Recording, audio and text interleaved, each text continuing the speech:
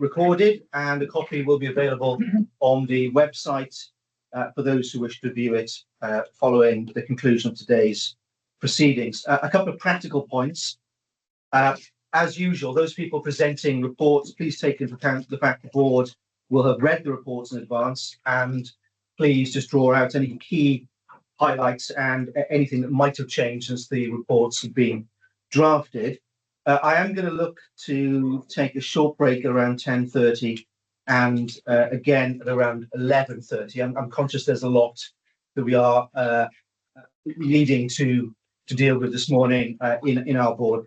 Can I've just got a couple of things to run through in terms of those people who are joining us just for announcement purposes. So there's quite a list, but a cast of thousands, and which is brilliant in many ways. Can I just say, first of all, we've got colleagues from our staff contingent who are here to present our listening and learning stories. So Sharon O'Brien and Eloise Davis, who are going to be here to present the listening and learning story. And Sharon, you can introduce your colleagues when we come back to you shortly. Can I also welcome Claire Taylor, who's the Acting Regional Director for Price Cymru. Morning, Claire, really good to see you this morning. Hannah Williams, Assistant Director of Leadership and Culture, will be attending the meeting and taking part in the items under 3.2 and 3.3. Melanie Barker is with us this morning, our Deputy Director of Allied Health Professions and Health Science, who is here to observe the whole meeting, but is also presenting the item 8.1. Can I also offer a very warm welcome and thank Callie Hamblin, our Assistant Director of Governance and Risk, who's deputising for Gareth this morning. Colleagues will also be joining us from the Joint Commissioning Committee at around 10 o'clock to present their annual update to the board. And I think that will include Stacey Taylor, George Gillespie and Ian Green, their chair. Colleagues will also be joining us from Audit Wales. I think Darren Griffiths and Nathan Couch will be with us virtually to present the structured assessment report at item 5.6. Also a very warm welcome to Matt Jenkins, our Regional Director. Good to see Matt with us again this morning. And also joining us online, Neil Mesher, who is our new independent member, having been appointed by the Cabinet Secretary recently. Neil starts on April Fool's Day, so we will be sharing. We will be sharing an anniversary, Neil. It's my second anniversary next week. So Neil, I'll never escape that. You'll never escape that, Neil. So Neil formally starts next week. Also joining online, Lisa Curtis-Jones, one of our associate members who's attending virtually, and I think Ian. Yes, Ian is supposed to be joining virtually as well at some point, so hopefully Ian will be joining us. Just to also mention that I think Emma Dalton and Paul Dalton and Emma Samways are either joining shortly or will be joining at some point virtually as well from internal audit, and they will be observing our meeting this morning. We've got one public observer this morning, Richard Edwards from Buddy Healthcare, who was tucked away in the corner. Morning, Richard. Very warm welcome to the board. So Richard is our observer this morning. There is, I know, some moving of the agenda that will be required this morning. I think Gethin has to leave a little later for a meeting, so I'll flex the agenda, Gethin, in case we can bring your item on the the operational performance part of the performance dashboard brought forward at that point. Before we go to 1.2, which are the apologies for absence, I just wanted to say very, very quickly a couple of thank yous. And that's because there are some members who are joining the board for their last session today. So Ian Wells, our independent member for digital, doesn't finish until early May, but this is Ian's last, or will be Ian's last public board session. If Ian is joining us hopefully at some point this morning. We will do something more formal to say thank you to Ian next month, but this will be Ian's last public board session. Anne Morris, one of our associate members, this is Anne's final meeting as an associate board member on account of Anne's term as chair of the stakeholder group coming to a conclusion. So Anne, thank you for everything that you've done in support of the board. And I know we won't be saying goodbye to you because in your other roles. So of course, we will see you on a very frequent basis, which is fantastic. But thank you to you as well. And I know we'll be saying a bit more about Linda a little bit later. I know Paul will be. But as chair of the board, can I say a very big thank you to Linda Prosser, who will be retiring from the organisation as our Exec Director for Strategy and Transformation. And it's been an absolute pleasure and a privilege to work with Linda in the past couple of years. I've never really understood the ability of some people to juggle so much all in one go. And Linda, you have been exceptional to work with in the last 2 years. I'll be saying a bit more later on, but I wanted in public section. I wanted in public section as chair to say thank you for what you've done as a member of the board in support of all of the work that we are advancing. So thank you very much indeed. Okay, apologies for absence. 1.2. We've had apologies from Kath Palmer, our vice chair, Gareth Watts, our director of corporate governance and board secretary, and also from Sally Bolt, our one of our associate members.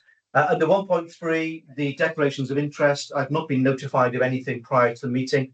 Can I just double check to see if colleagues have anything they wish to raise at this point? No? Okay, thank you very much.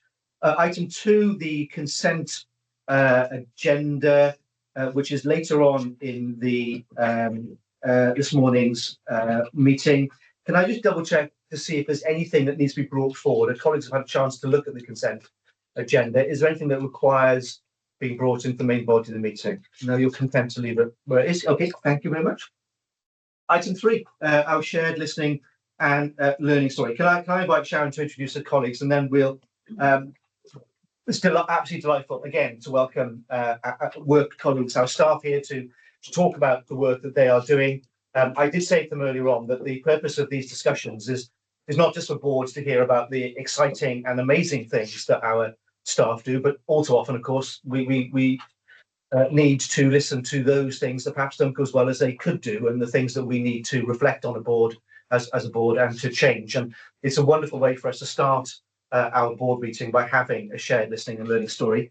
And this is going to be in relation to relation to a patient and their relative experience of care received within the planned care department. So Sharon, over to you. Thank you very much. Thank you, Chair. So I'm Sharon O'Brien, I'm the Nurse Director of Planned Care, and I'm going to introduce Eloise Davis, who's the Senior Nurse for the General Surgical Wards in Prince Charles Hospital, and Nikki Price, who's the Ward Manager on Ward 6. And they're going to deliver the patient story today regarding a patient that was on Ward 6 in Prince Charles. Emma, before we start the slideshow, I'm trying to upload the slides. I'll do a little preamble then. Just to explain really and provide a little bit of background that before in Prince Charles, actually in 3 of our acute hospitals, patients that needed to attend and return really surgical patients that needed ongoing care on a regular basis, they would go home and then they needed to come back for further treatment and care. Prior to the creation of the surgical assessment unit and the hot clinic that was created on Ward 6, the patients would come in through the front door. A very poor experience, really. They would have to come into the emergency department. They would book back in. They would explain that they were here for ongoing treatment. They would sit in the emergency department until there was a bed on any of the surgical wards. And then they would go onto the surgical wards. They would sit. They would wait for all their notes. There were different nurses each time and surgeons. And they would sit on the surgical ward and they would have their treatment. And then they would go home. And then if they needed to come in 4 weeks later, they go through the same process again. It was really not a good patient experience. And as you will hear, some of these patients are in the end stages of life.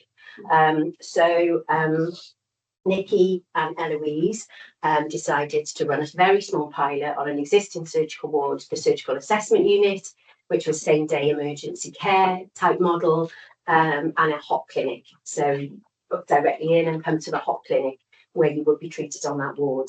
Now, the success of this pilot has grown. It's great. It's been up and running successfully for quite some time now, and so much so with the success of it that we've now adopted it into the Royal Glamorgan. So the Royal Glamorgan now has the same day emergency care, the surgical assessment unit, and a hot clinic. And those patients from the Royal Glamorgan hospital area, they now do exactly the same as Prince Charles for ongoing treatment, and they will come straight to the area that they need. On top of that, as well as patients with ongoing care, that is the same for all surgical patients that now attend to our emergency department. So they do not wait in the emergency department, whether you're a new patient or an existing patient, you go straight to the surgical assessment units for care and treatment. So their little pilot, which has grown, has enabled us to adopt that and roll it pan CTM within plan care. So based on that, I will now hand over to you guys. I'm going to start with a patient experience Oh, from. wait, two Oh, seconds. sorry. Sorry.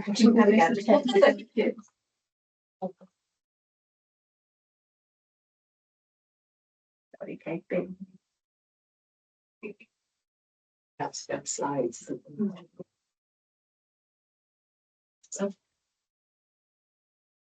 Okay, so a bit of a background. So our patient experience was from November 2023. So this was a 57-year-old gentleman. He was admitted to Ward 6 in Prince Charles, where he had the diagnosis of terminal liver cancer.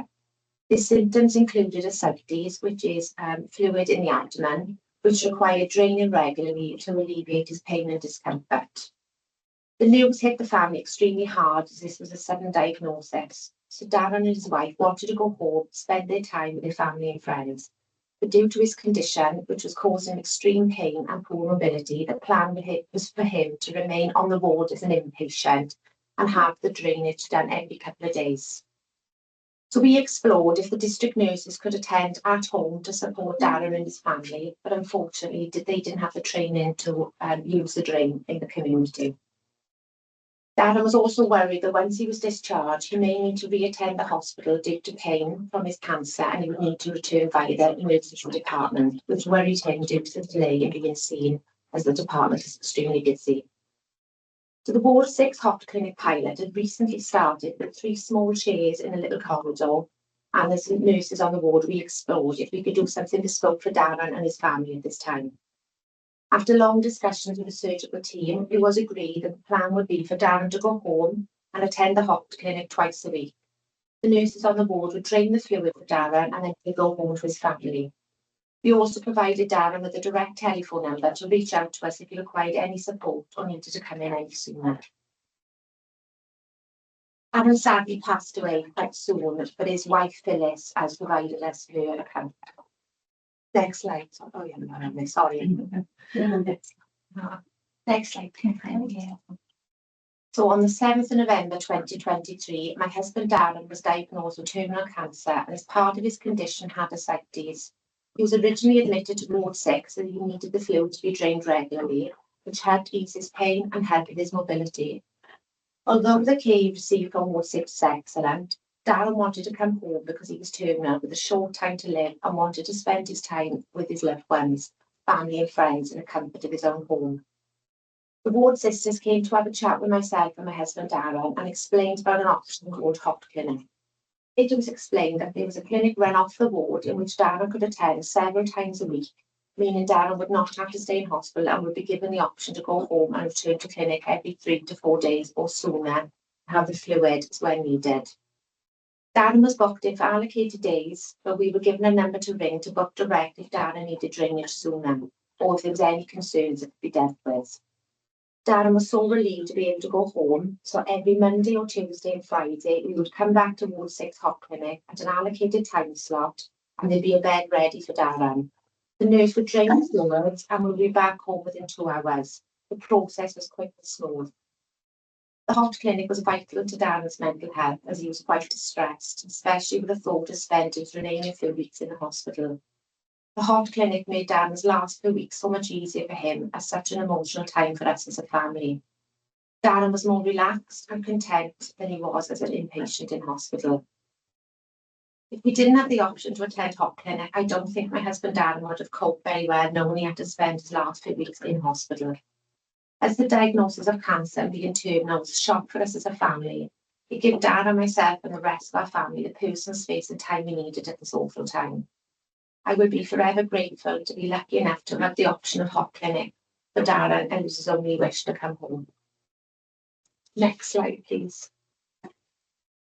Darren sadly passed away with his wife, family and friends around him at home. Even though Ward 6 was the ward that Darren and his wife received this devastating news, it was also the ward that allowed them to make special memories and share their time with loved ones.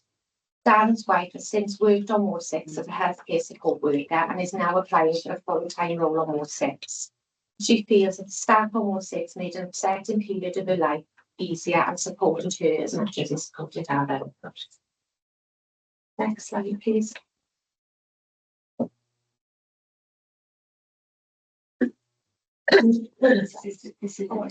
Oh, sorry, it's my name as well. So as Sharon explained to you all, Hot Clinic was ready with, we just kind of set up on a whim with patient experiences that have been happening. There's definitely a need for it. Greg, you've seen yourself how small our little area was. Yeah. So on Ward 6 is just a general ward template, and on there we run surgical assessment unit, and what's Hot Clinic now adapted to SDEC. So we do what we can in a very small space, but I think where we come from to where we are now, this is just one story. And there are other stories similar to this with patients we might be able to bring back, otherwise they would be in hospital for 3 months. So we've been able to make really bespoke differences then, or come up with plans for these patients.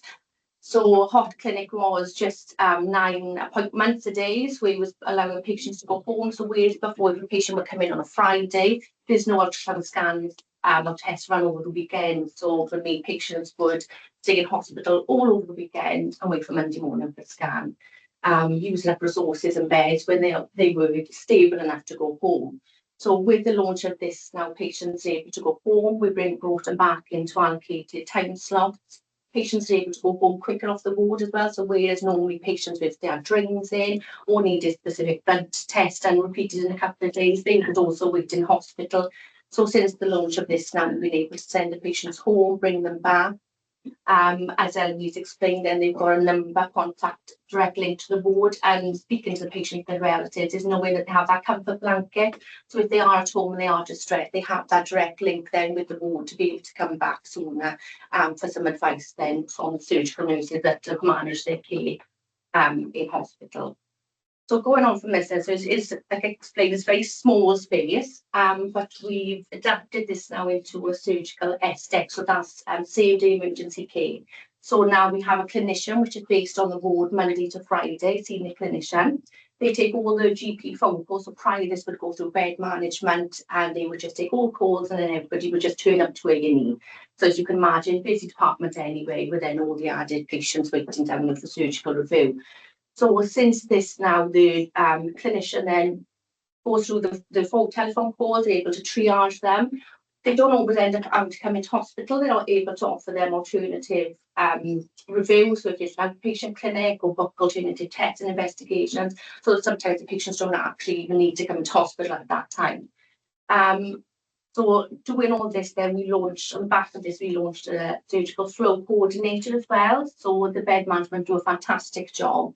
But some of the cases, the surgical cases, require a little bit more surgical knowledge then to know where the best place to manage these patients. So we developed a surgical flow coordinator, so they link in with ourselves, day surgery, intensive care and A&E. And now the average wait in A&E is really reduced. So very dramatic. We did a little audit for a top sort of 4 patients coming in, what their conditions were. For an example, patient originally would hit ED if they came in with an abscess to their bottom. They would be in hospital for a minimum of 24 hours. With our surgical coordinator and our SDEC, a patient is now in hospital for 9 hours, and that's including them going to theatre. So we bring them straight to the ward, they go to theatre, they recover from theatre, and we send them home, and we're able to bring them back then to our SDEC for wound changing or antibiotics. We've had patients with back pain coming in, again, a minimum of 24 hours from ED to the ward. We are turning these patients around for 6 hours with support on discharge, with pain nurses assessments, different painkillers, reviewed by physio. We've really seen a reduction in our inpatient stay. And I've got to say, that is from fantastic teamwork from Ward 6. They are an incredible bunch of nurses, and he is an amazing manager, and it works in such a small little area. but they flex and they do bespoke things for our patients, because that's what we came into nursing for, is to make our patient experience better, and they are doing a wonderful job on ward 6. There's been a lot of change within 18 months. All this has happened from SCU hot clinic to EdTech within 18 months, and the change has been phenomenal. But they've run with it, they've adapted, and we've kept them on board through the whole process, asking them what their opinions are. You know, they'll come up with ideas, what work, what doesn't work, and then we'll fix to that and sort of that. And the surgical coordinator role has been such a success that we're now bringing it into Morgan as well with the SDEC. So we've learned, there's been some immense shared learning between the teams, between Morgan and Prince Charles, working very closely together. So it's great that our patients, it's not you're not getting a different care or a different journey depending on your postcode or which hospital. And then as Princess of Wales comes back online, we'll review how we take it there. So that all our patients within CTM, will receive the same care if you present and need surgical care. So these guys started a great little pilot.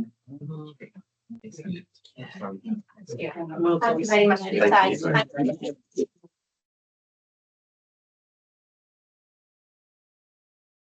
Before I ask colleagues if they have any questions, can I say that many months ago, the Cabinet Secretary for Health and Social Care asked all the health board chairs to do a presentation on what we were doing around urgent and emergency care.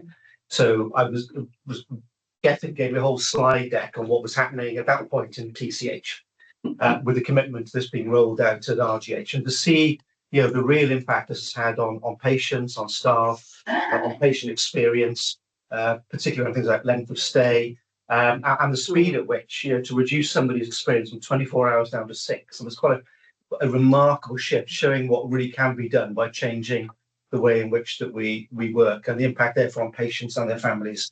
Absolutely remarkable. And that patient story was delightful. Can you, if you're able to, could you pass on our thanks to Phyllis and say, look, thank you very much for allowing us to hear the story. I just think it's really quite something. And Dom, thank you. Yeah, I just want to say, I mean, everything we've been talking about wanting to change the organisation, how we make it more patient-centred, how we flex, how we go from traditional models to new models, it's already been done, isn't it? And that's, I think it's just giving permission for people just to go and try the pilot. I think it's morphed into SDEC now, which has become a national programme, but you're streets ahead of thinking where we were then. And it's just, from a patient point of view, it's particularly towards the end of life, those days are so precious, and to spend them sitting in a hospital bed is the last place you need to be. So going above and beyond to get those patients home, spend time with their family, and let's be honest, the efficiency it has within our system that with bed pressures that we have, it's a double effect. So I mean, I can't, from a patient quality point of view, I mean, how can we not commend that as a fantastic way forward? So thank you very, very much. Yes. Yeah, it's a fantastic story. Thank you. I was up on Ward 6 at the time that you were arranging this for Darren, and it is lovely to hear the impact that had for him, but for his family, and the fact that Phyllis now is applying for a job on the ward, I think is just speaks volumes about the compassion, the patient focus that you guys epitomise on Ward 6. So thank you for that. I guess the question for me is one about picking up a bit on what Dom said, a little bit more about learning, because you guys got on and did this, and this is how change should happen, and improvement should happen. And I guess what would be helpful is your reflections on what made it possible for you to do that, because that's the environment we want to create for every team, ward team, community team, to drive, to understand the experience and what can you do to make it better. So it'd be really helpful, I think, if you wouldn't mind. What was it that worked for you? What made it happen? It was just it was identifying the need for the service, definitely, and then having good senior support, and then them trusting in us enough to say, look, this is our idea, this is what I think would work, and having support them to say, go on, do it then, And I think we've gone past the days where everyone hated change, and therefore no one liked anything new. But we've gone past that now, and I think especially the staff, they're really driven and they're keen to welcome It's change. getting them involved though, because they are the ones on the floor more than us. Yeah. and it's getting their ideas and their perspective on things. So we could go in and say, this is what we're doing, and then we're going to face challenges and barriers from them. But getting them so involved, and they come up with fabulous ideas. Yeah, And it's being able to say, oh, Fred, we'll try it. Yeah. You know, and we tried things and they didn't work. Yeah, did they? yeah, You know? yeah. But that's fine. Yeah. That's- I think over the last, 18 months, since this has run just over 18 months, we've had no concerns at all, from patients or relatives. There's been no concerns. No, So, absolutely nothing. Absolutely nothing. It's a good positive experience all around. Yeah, if anything, we just received positive feedback Yeah. around Ward 6. And I think, I always say to the team, if it's not going to harm patients and it's not going to cost me £1 million, crack on. And We lower the financial threshold.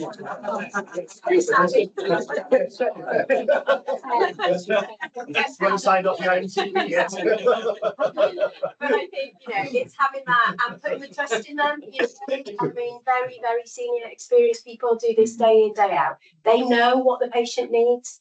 And that was really important. And actually not being afraid to fail on something and tweak and carry out. And you did an amazing QR code, didn't you? So Eloise created a QR code, not just obtaining, you can do it for patient feedback rather than the paper, but they did one for staff. What is it like to work on this ward?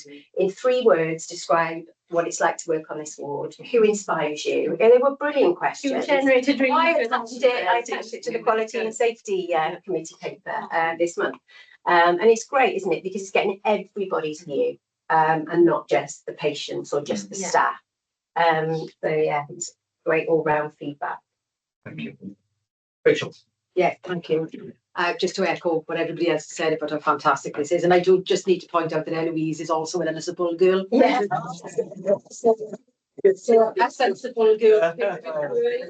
One project at a time. That's what it's all about. It's fantastic, and congratulations to you all. Getting has stolen my point about what made this work, and I think as an organisation, if we can take this and really carry on talking to you about what made it work, and clearly it's all been built on trust within your team, which can often take time to build, but once you crack it, then anything is possible. I just wanted to ask a question, and not necessarily I think to the team, but more generally around. You mentioned that the training that was required for Darren couldn't happen in the community, which was why he had to come into hospital. So I'm just curious as to, with our plans to deliver more care closer to home, is that something we plan on doing so that we can avoid people coming into hospital altogether? Yeah, to some extent, it's not just about the training, it's about the length of time the drainage happens, because it takes 2 hours, but you need to be closely monitored. Yeah. So that would mean a district nurse needing to be with the patient in their own home for 2 hours, when that DN probably could have seen at least 7 or 8 patients. So it's a bit of kind of demand and capacity. They can do it. It's just time it takes. Right, okay. So with more resources, then we could possibly do that if we have more resources. Okay, thank you, but well done. Fantastic. Thanks, Rich. Karen. I think all my points have been covered. That's exactly what I was going to say. So I won't repeat it all, just to say thank you. It's a fantastic story. And spreading that culture elsewhere is what we really need to do. And it's really inspiring. So thank you. That's good. Great. Let's come back. Yeah. Just super proud of this team. I mean, Sharon said everything that I was going to say, in terms of when a ward sister or a senior nurse wants to try something, we say, just give it a go, as long as there's no harm, or you don't spend more than £1.50. 75. I just think this demonstrates, Nikki is an absolute star ward manager. You really are. And we have lots of these new ideas and nurses just giving it a try. And I'm delighted to hear this story today. So thanks. Ian and then Simon. Thanks, Ian. Morning. Hello, can you hear me? Yeah, fine. Yeah. I was privileged a few weeks ago to visit Ward 6, and I must say, the impression you get, if anyone goes in there, the impression you get is what a fantastic team. And it works like clockwork. I mean, very, very busy. And I don't know, they keep going, to be honest. They're so busy. But yeah, it was working like clockwork, and you get a really good feeling about the team. You can tell quite often if you walk in somewhere, if there's problems, you get an atmosphere. nothing like that. It was a we can make it happen sort of attitude. So congratulations to you all. Really positive. Yeah, Simon.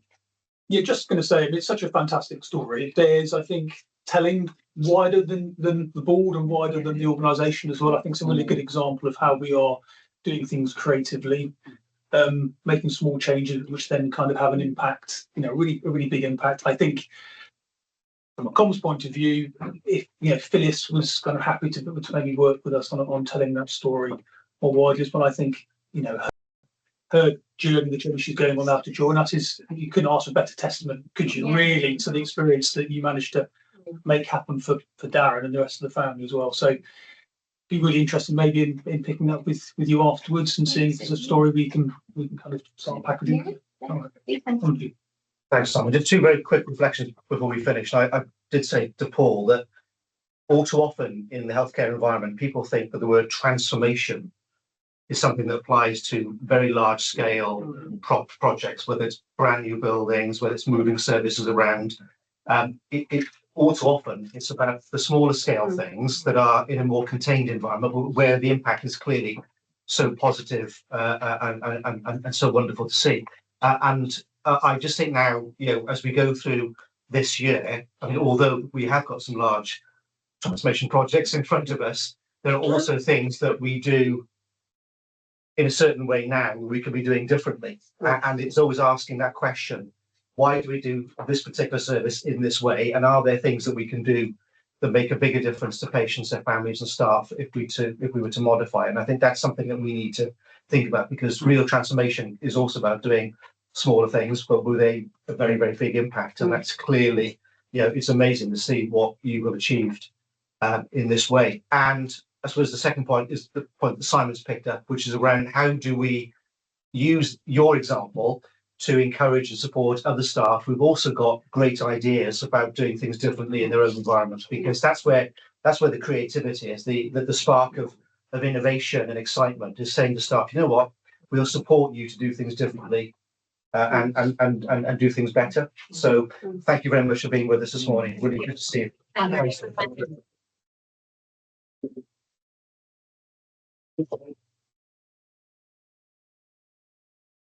Okay, we'll move on to item 3.2, which is the staff survey results for 2024 and the people plan.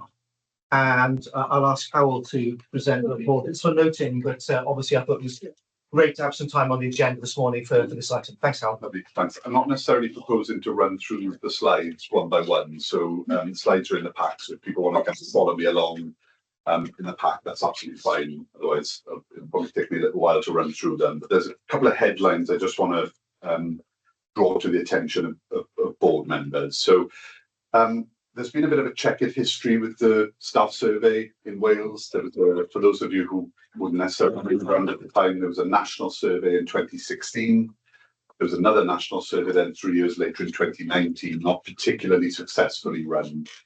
We then immediately pre-COVID, so March 2020, ran our own staff survey, had around about a 40-45% response rate to that at the time.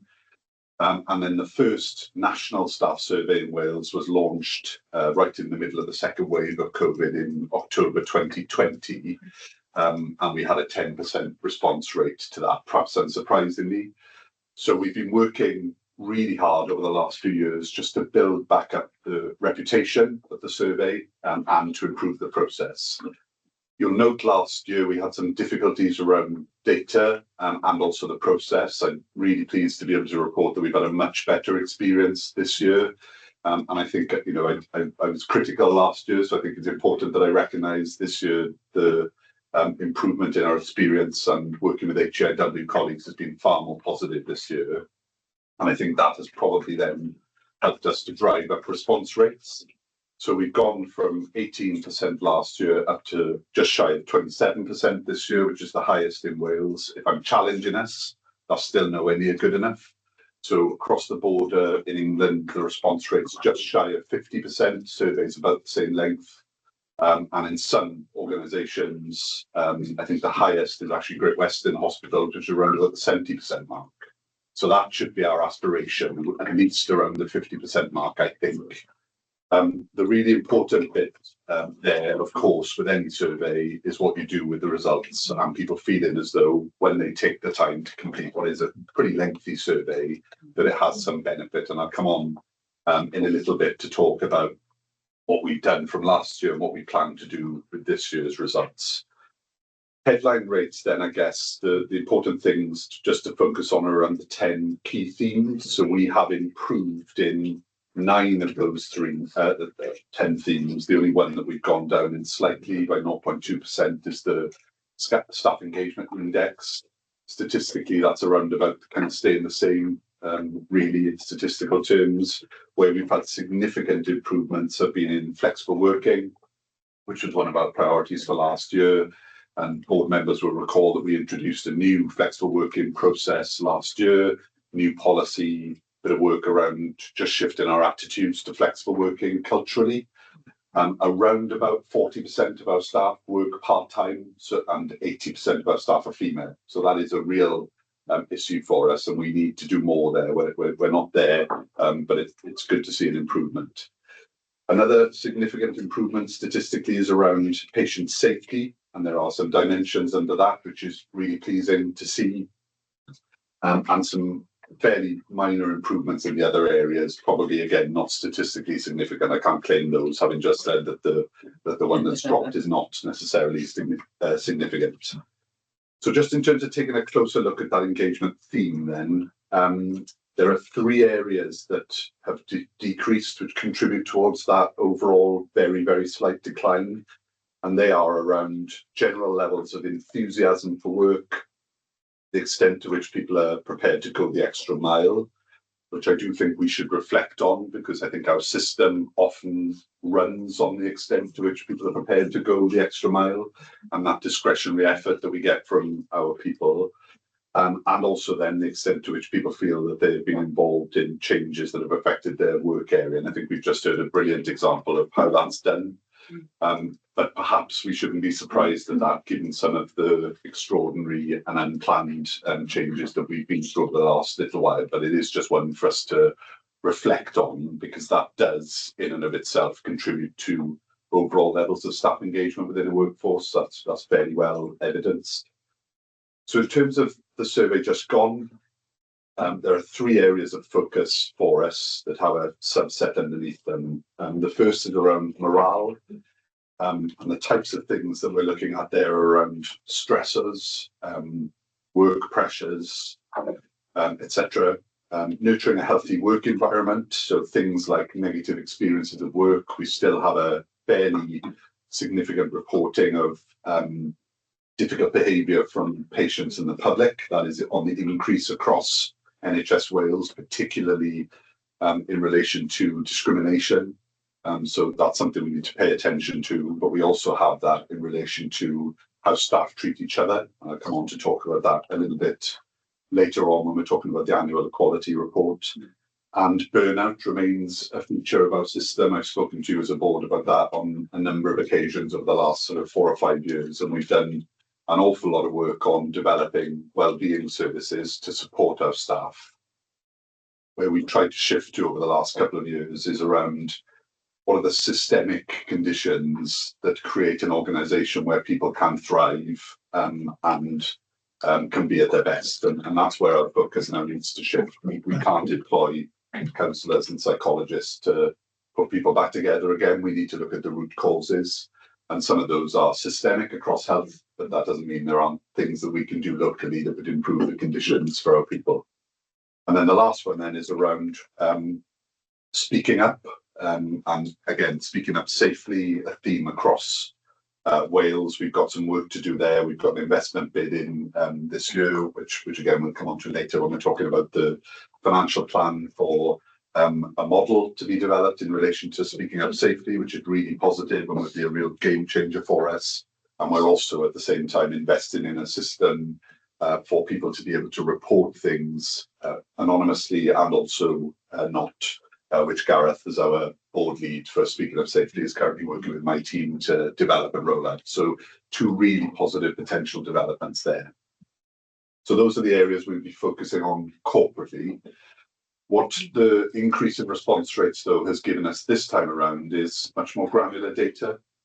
So the way the data is done at a local level is if you get above 11 respondents, you can have the data at a local level. Last year we couldn't, so we could only go down to care group level. And it's really hard when you've got care groups with, 1,000, 1,500 people in them to pinpoint any particular hotspots.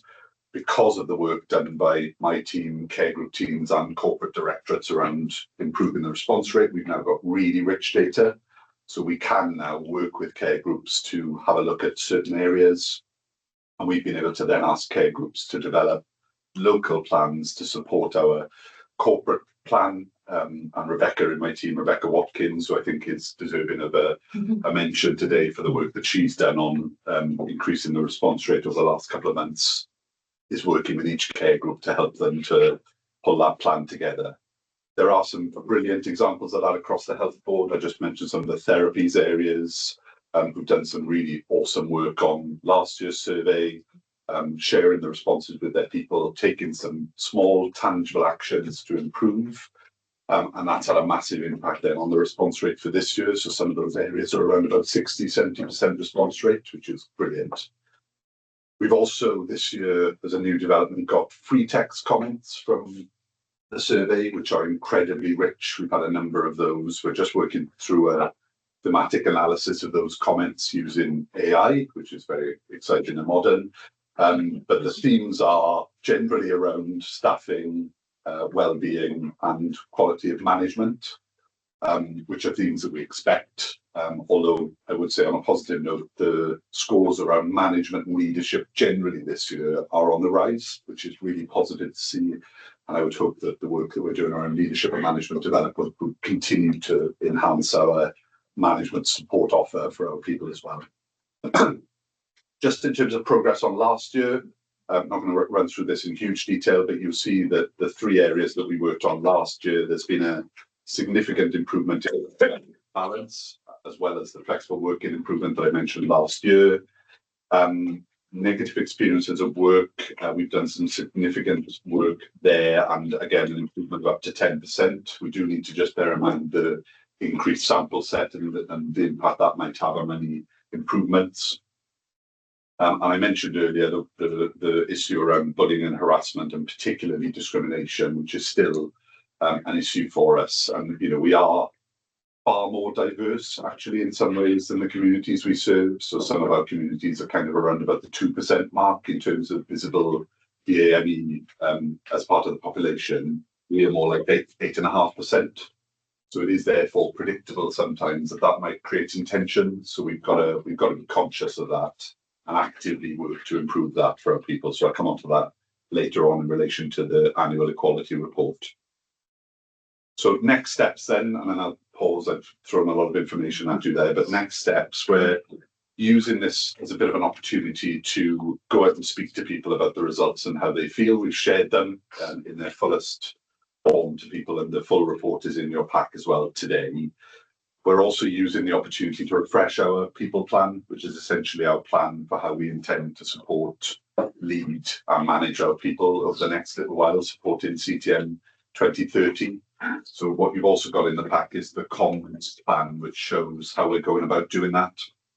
And my team are in the middle of doing some road shows at the minute. We have one in PCH, I think, just this week, just to talk through people, what is it like to work here and what can we do differently and how can we improve?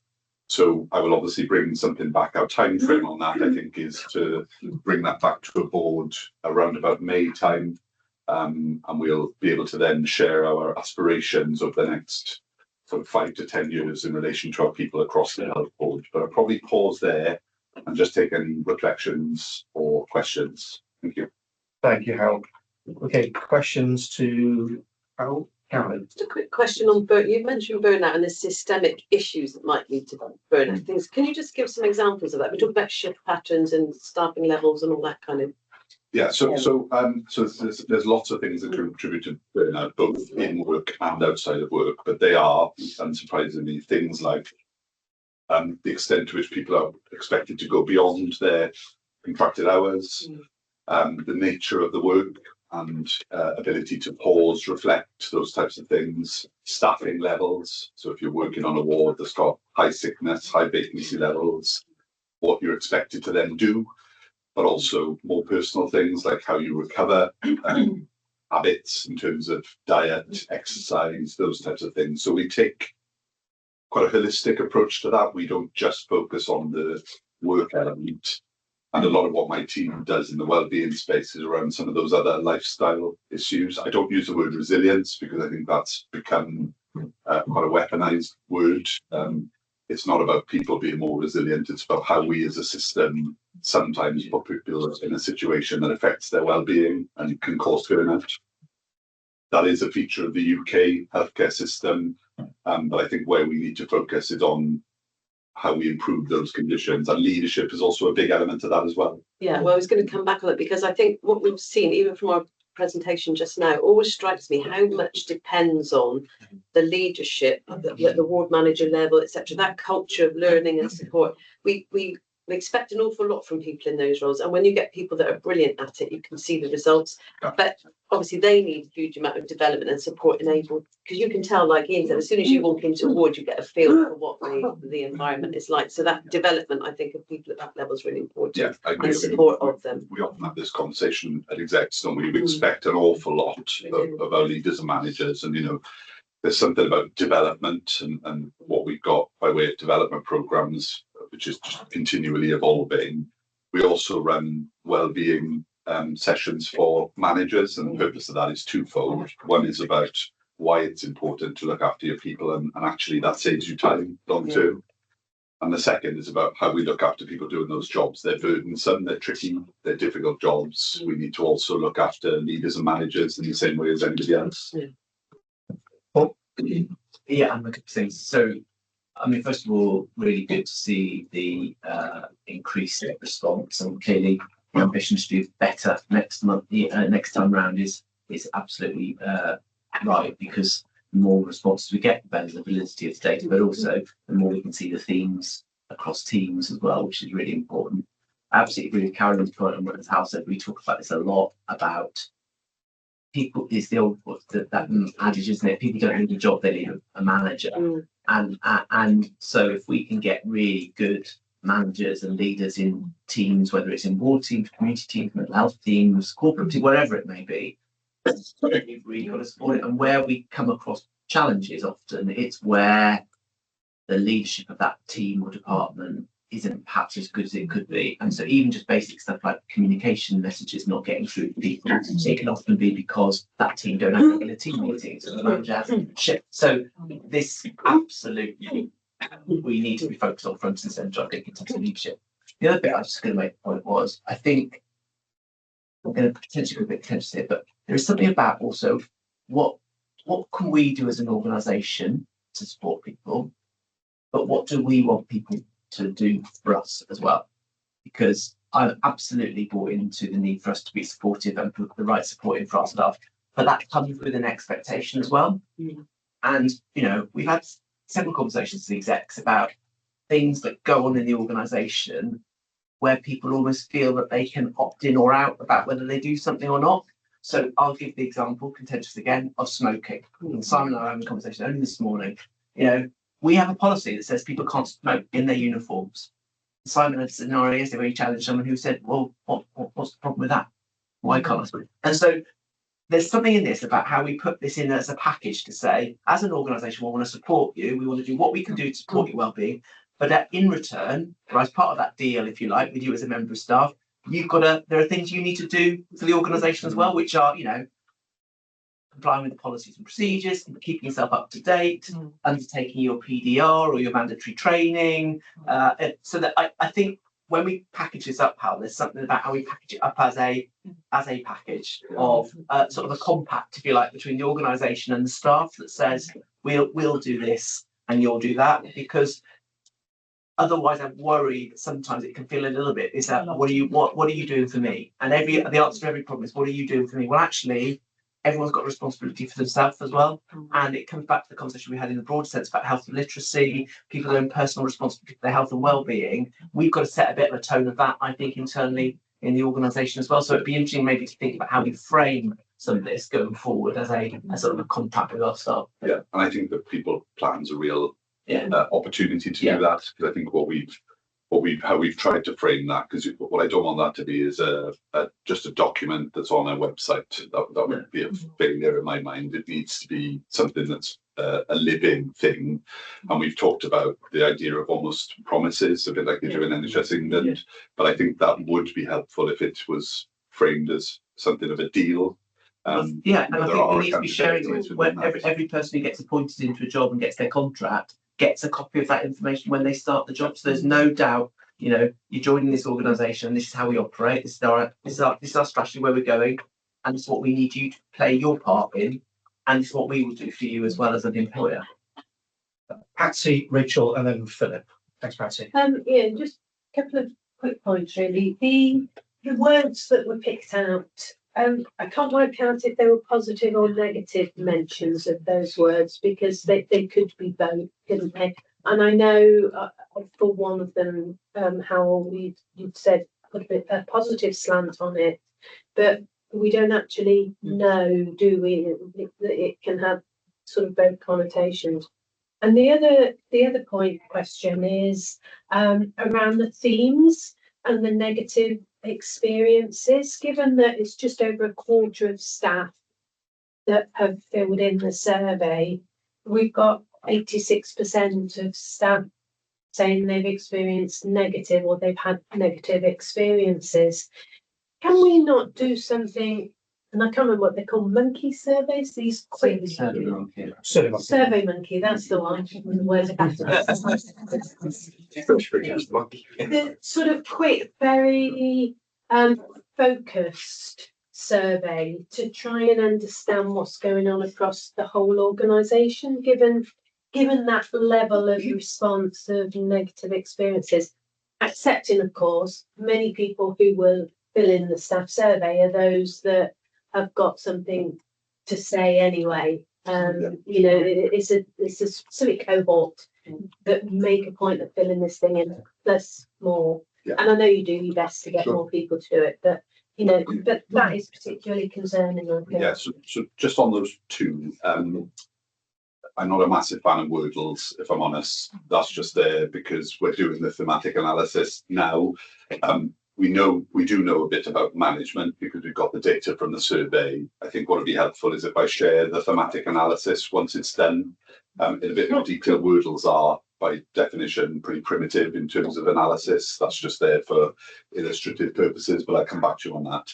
On the behaviour stuff, yes, absolutely. I think we probably need to get into the habit of doing pulse surveys where we get into the data a bit more. However, because we've got granular data, we're looking at this at the moment in this meeting at board level. We've got some of that data at care group level, so we already know where some of the hotspots are. So I think we've also got to get in and take some action. So what we're keen not to do is just to keep surveying people over and over again, because that's when people get frustrated with us. We've got enough data, I think, here to do something. If you don't mind, Hannah's just remind. Yeah, I was just going to add. So we're doing some kind of hotspot and trend analysis. So, for example, the survey gives us some really rich data about how people are experiencing their team, and we know some of the things that make successful teams, right? So if you, like kind of Paul was showing earlier, if you have regular team meetings, if you have good access to your manager, if you've got objectives set. What we've done is we've taken the survey questions and compared that to what we know makes successful teams. We're correlating the two to identify where our hotspots are in the organisation. Now we're going out proactively and offering some of our OD interventions. So rather than perhaps waiting for teams to come to us, we're proactively going in. Rachel? Yes, thank you. Some of my questions have been asked and answered. Just staying with the bullying, harassment and discrimination bit, and taking on board what Hannah's just said about, everything that makes up an effective team. I was interested to know how many reported incidences of bullying, harassment and discrimination are actually upheld.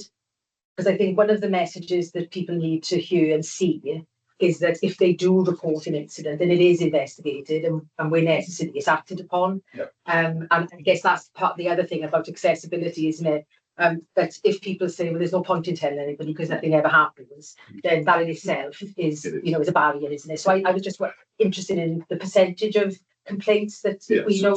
So we don't measure that routinely. Oh, okay. If I could just say, so I think bullying, harassment, and discrimination are three very different things. So it's slightly unhelpful that they're framed as the same thing by the survey, albeit it does go underneath that a little. We know that we have under-reporting on almost all of those. So particularly on discrimination, we've had many a conversation with the Race Equality Network about the lack of reporting around discrimination. Similarly with bullying, so we've got work to do there. That's partly will be one of the areas that speaking of safety work will focus on in the new system, and we will then be able to report some of that data. One area I would mention though is around sexual safety. So we have in recent times had quite a number of sexual safety cases reported to us, and we have taken, I think, particularly robust action on those, including looking back at old cases and where we felt that the sanction has been inappropriate. We've actually revisited those, which is quite a difficult thing to do actually from an employment law perspective, but we've done it because we felt it was sufficiently important. And I think what that's starting to do, as you've alluded to really, is it's starting to make people more inclined to tell us when things have happened. We've got lots more of that to do across all of those domains, I think. Thank you, Howard. And just one last question about burnout that Carolyn mentioned. I'm just interested to know, and I'm sure the granular detail will tell us this, so you may have already answered this, Howard, sorry. But will that detail, the granular stuff, tell us whether or not burnout is more prevalent in particular roles and areas of the business? Yeah, so the data is better, but it's still not perfect. It's still not quite as we want it to be. So it still only goes down to a particular level, but we've got much more intel in terms of departments than we had. Where it gets tricky is if you want to look at department and role and site, it starts to get a bit more tricky then. But we're working with HEIW just to try and get that, and we're hoping they'll just give us the raw data so we can start to have a look at that. Because we're really keen to have a look at hotspot areas. That's where we'll make the difference, I think. Yeah. Thank you. Philip, and then finally Hayley. Yeah, this really links on to what Paul was saying in terms of what shifting that narrative from what are you doing for me to what are we doing for us, right? And I don't want to sort of predict or sort of anticipate what Hal's saying in his next item, because it's absolutely the case. That's all in there, but I mean certainly adding vaccination into that mix of things that we will do for us and for our patients is really important as well. So, but I know from the next item there's a lot in terms of how we're engaging our staff in developing the people plan. So I went to split that. Thanks, Philip. Hayley?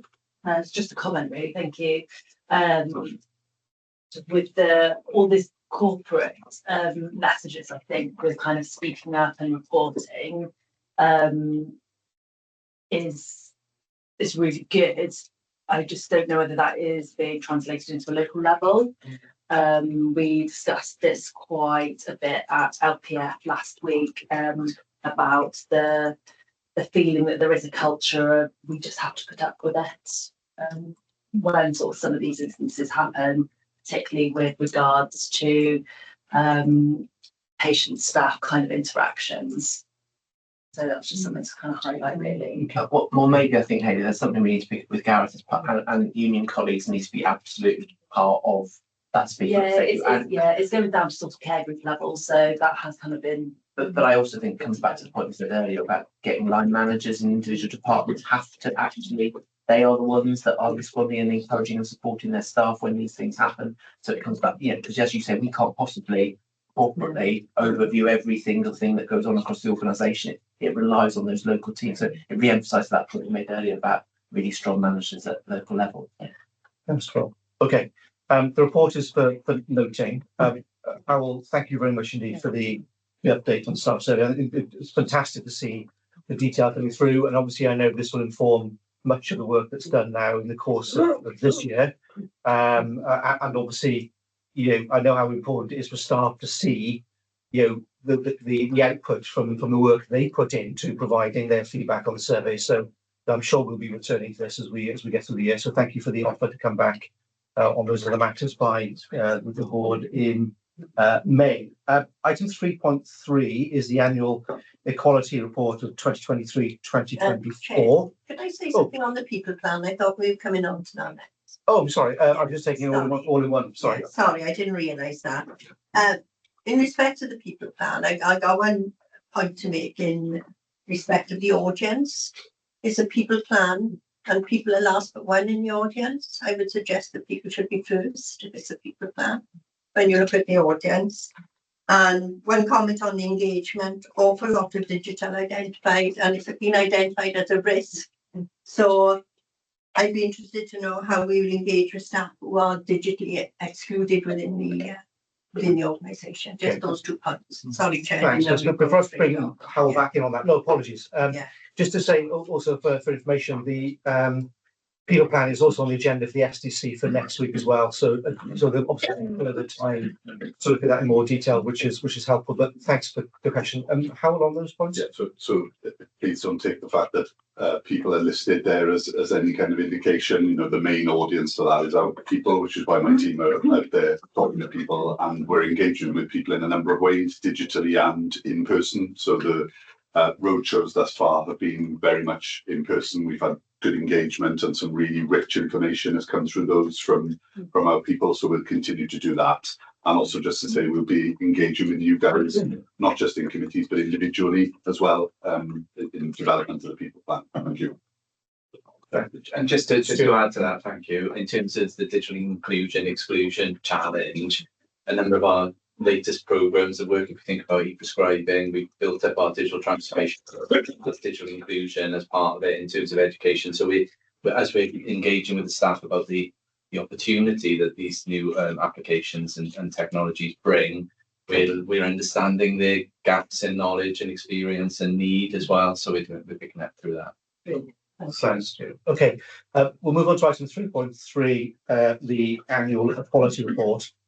Just to confirm with colleagues, in my attempt to juggle the agenda a little bit this morning, I've decided to bring forward the item with the Joint Commissioning Committee next, so after the equality report. So hence why Ian, George and Stacey are already with us. I understand they are doing other board meetings today, so I know that Ian's been desperately trying to get around the board meetings. So this is a bit of a juggling act on their part as well. So I brought this one forward. So we'll do the annual equality report and then we'll come to Ian and our colleagues from the Joint Commissioning Committee.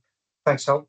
Yeah, so thank you. So we've pulled this onto the main agenda from the consent agenda, really just to signal kind of a bit of a reset in terms of ED&I and our approach to all things ED&I.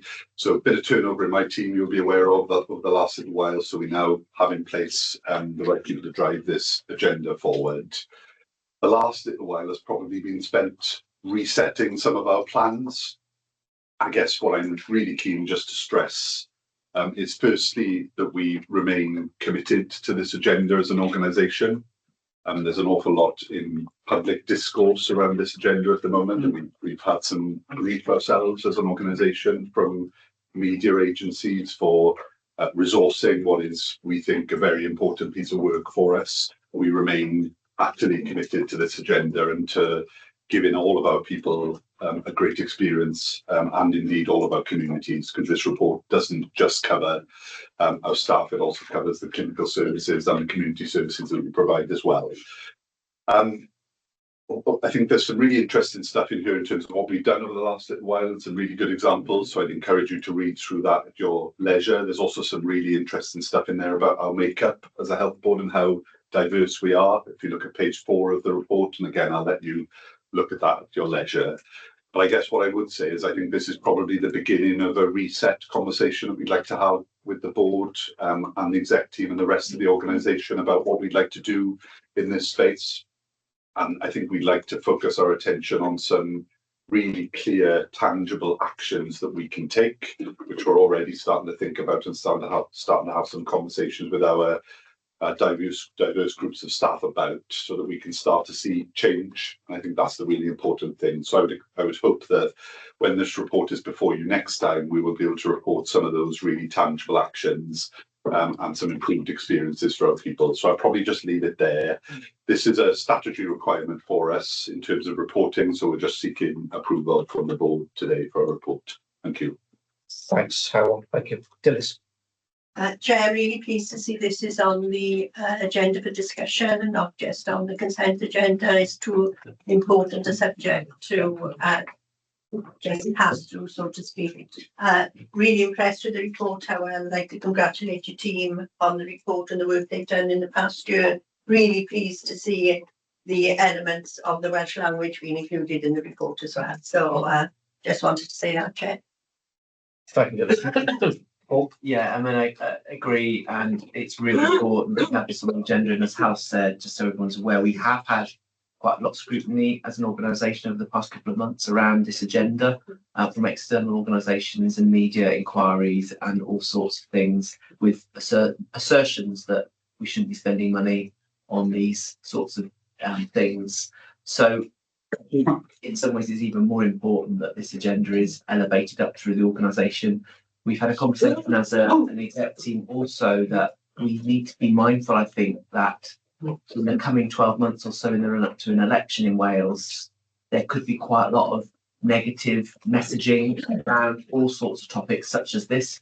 So one of the things we've talked about as a team is how do we make sure our staff continue to feel valued and respected, whatever their background as that, because I'm afraid to say I think we might see some quite negative messaging around generally, which could impact quite negatively on some of our staff who have diverse backgrounds. So I think it's really important that we as an organisation and as a board are really behind this. But I absolutely echo what Dennis said. What's really great in this report is seeing all the work. And I think sometimes we don't appreciate just how much work is going on behind the scenes to work with some of our more deprived communities, encouraging employment from diverse groups that perhaps wouldn't naturally seek opportunities within the health board. So it's really great that this isn't just about what we're doing with our staff, it's also part of our creating health ambition of how do we work with our communities to help people into employment, and what's our role as an anchor institution as a large NHS employer of what we can be doing to leverage that role to encourage and support some of our communities into working for the health board. So it's really great to see. Thanks, Paul.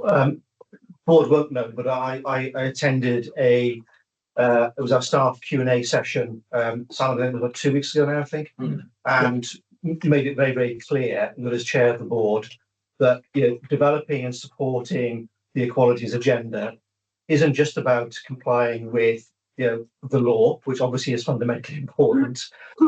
It is about developing a healthy organisation that respects, celebrates, and sees the value in diversity, in recognising there is enormous strength in having a diverse workforce, people with many different backgrounds and experiences in life who bring to this environment that experience in a way that helps us to develop services and an organisation that is really fit for purpose. And I think, going into the next 12 months, yes, I mean, Paul is absolutely right.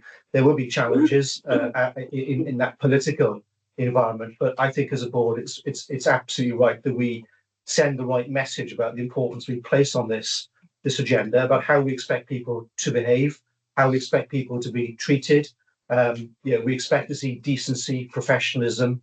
We expect to see hard work and delivery, but we expect to see decency in how people are treated.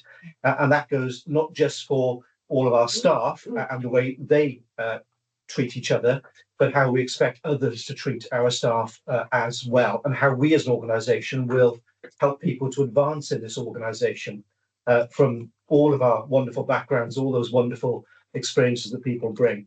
And if anybody in the political sphere wants to take on this organisation on its equalities agenda, then it can start with me as the chair first, because I will be happily standing with our organisation, with our staff, in saying why this is a really important subject. So it's good to see this on the agenda, Hal, and I know we will return to this as we go through the year. Right, we are now going to turn to the Joint Commissioning Committee. So can I very warm welcome to Ian Green, the chair of the committee, to George Galeckley and also Stacey Taylor. Good to see you all this morning. Thanks for joining us. And as I said earlier, I know that you're attempting to get around the boards to talk about your work and the work programme and how things are now shaping up, probably as we get into the next financial year. So Ian, I'll hand over to you if that's okay. Borodar, thank you very much, Chair, and thank you for the invitation to come and spend some time with you in your public meeting this morning. Stacey is the currently interim Chief Commissioner, and George, who I think you know, has been working with us at a senior level around transformation, and very keen that we provide an opportunity, just a bit of an overview of the work of the JCC since we were formed some just under 12 months ago now, but also a bit about a forward look as well. So I'm going to kick off. Hopefully people can see the slide deck being presented. If you can click on, George, perhaps to the next slide. So what we're going to do in the next sort of 15-20 minutes or so, a very short presentation, and then open this up for questions. Say a bit about the Joint Commissioning Committee, who we are and what we do, a bit about what we've done over the last 12 months around the establishment of the JCC, with a particular focus around the process of bringing 3 different bodies together and work around governance, recruitment and establishment. And then a bit of a focus around the focus for the future. And as I said, very keen to open this up to questions from colleagues. And perhaps just to say as well, we're extraordinarily grateful to Cumtaf Morganig for being the host of the JCC. And so we have a particular relationship with you, and that's why, and we want to make sure that that relationship evolves and develops and is a strong relationship as we move forward. But very grateful to you for hosting us in that way. Next slide, please. But in terms of who we are, as you know, that we're a joint committee of the 7 health boards across Wales, consisting of all of the chief executives, and then an independent chair and up to 5 lay members. And you see here the chief executive members of the JCC. I think one of my concerns when I was appointed by the Cabinet Secretary and looking at the governance framework in which the Joint Commissioning Committee was operating within was a concern about getting the bandwidth of very busy people, the chief executives of the 7 health boards. I've got to say that I've been extraordinarily impressed with the level of commitment and dedication that the health board chief executives have shown, not only by their participation and attendance at formal meetings, but also in strategy and development sessions as well. And I guess it's a space that we all are able to occupy, where coming together, the 7 health boards are taking significant and fundamental commissioning decisions on behalf of the population of Wales overall. It's not at times been without its challenges, but that level of commitment has been extremely impressive. And let's move on to the next slide. You'll see then the lay membership. As I mentioned, I'm appointed by the Cabinet Secretary. I live in Powys, but have extensive experience as a non-executive director of the NHS, particularly in England, where I chair a NHS Foundation Trust. And the lay members have a range of experience in terms of health policy, in terms of clinical experience, and also with Susan in terms of the local authority background in Cardiff City Council. So I think we bring that into a lay perspective, and I think that's really important in terms of the lay perspective in the JCC context, and in terms of how we ensure that any potential conflicts of interest, which there are managed effectively. So that's something that I just wanted to make sure that you were cited on. And then final slide from me. This is a bit about the senior leadership team of the organisation. We have a chief commissioner who also has accountable officer status. Stacey is fulfilling that role at the moment. Abby Harris undertook that role as an interim until she was appointed as chief executive of Swansea Bay Health Board. And we went out to recruit a permanent chief executive, and we were not successfully undertaking that recruitment, and Hugh George, who is currently the Deputy Chief Executive at Public Health Wales, will be starting as interim Chief Commissioner for 12 months from the 1st of April. But that's a bit about the senior leadership team, and perhaps Stacey and George can say a little bit more about that. So that's all I want to say. I think I'm handing over to Stacey now. Thanks, Ian. Thank you, Ian, and thank you, Chair, again. Thank you for the time with your board today.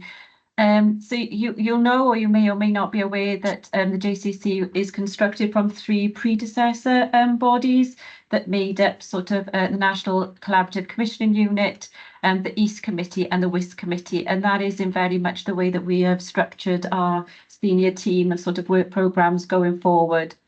So just to give you a little bit of insight of what that looks like, so for specialist services, we are currently the commissioners on an all-Wales basis for all things that are under the following headings, and we pull those together in sort of established expert commissioner teams that could actually look at what the needs are for NHS Wales, for the patients, for the people of Wales, and then think about where and who best to provide those services. So for specialist services, we look at things under a cancer of blood speciality, cardiac respiratory conditions, specialist renal failure and renal disease, neurosciences, and some women and children specialties too, including the Children's Hospital for Wales in Cardiff.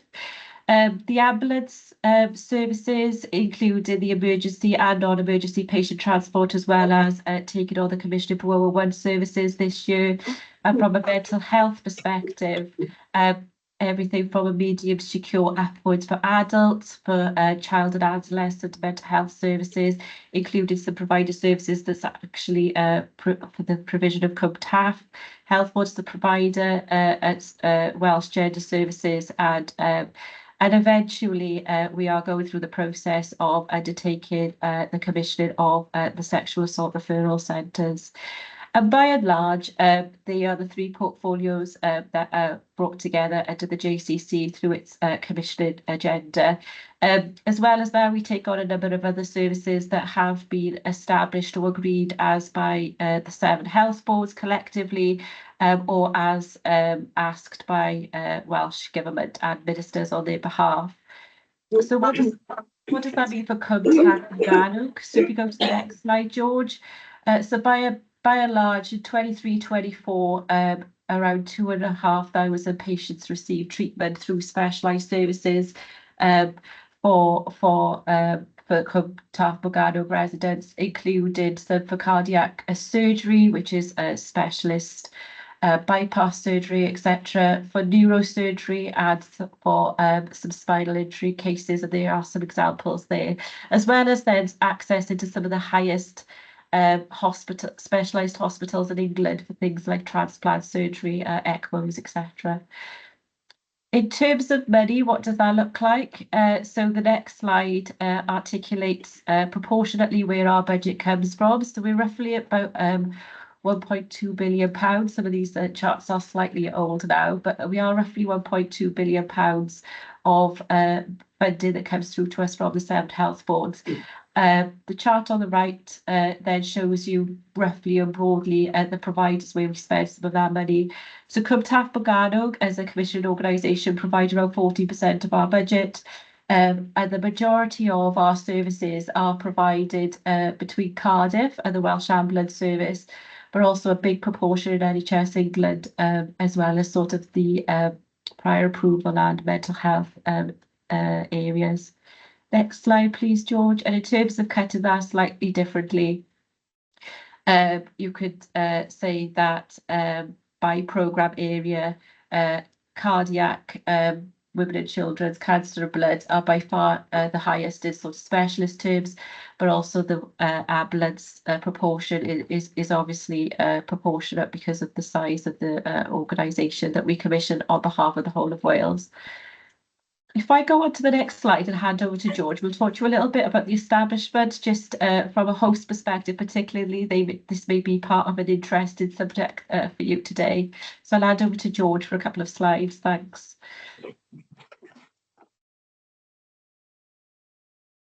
You're on mute, George.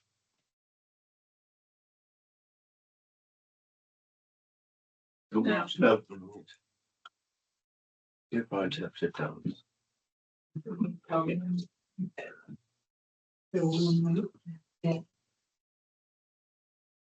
Can you hear me now?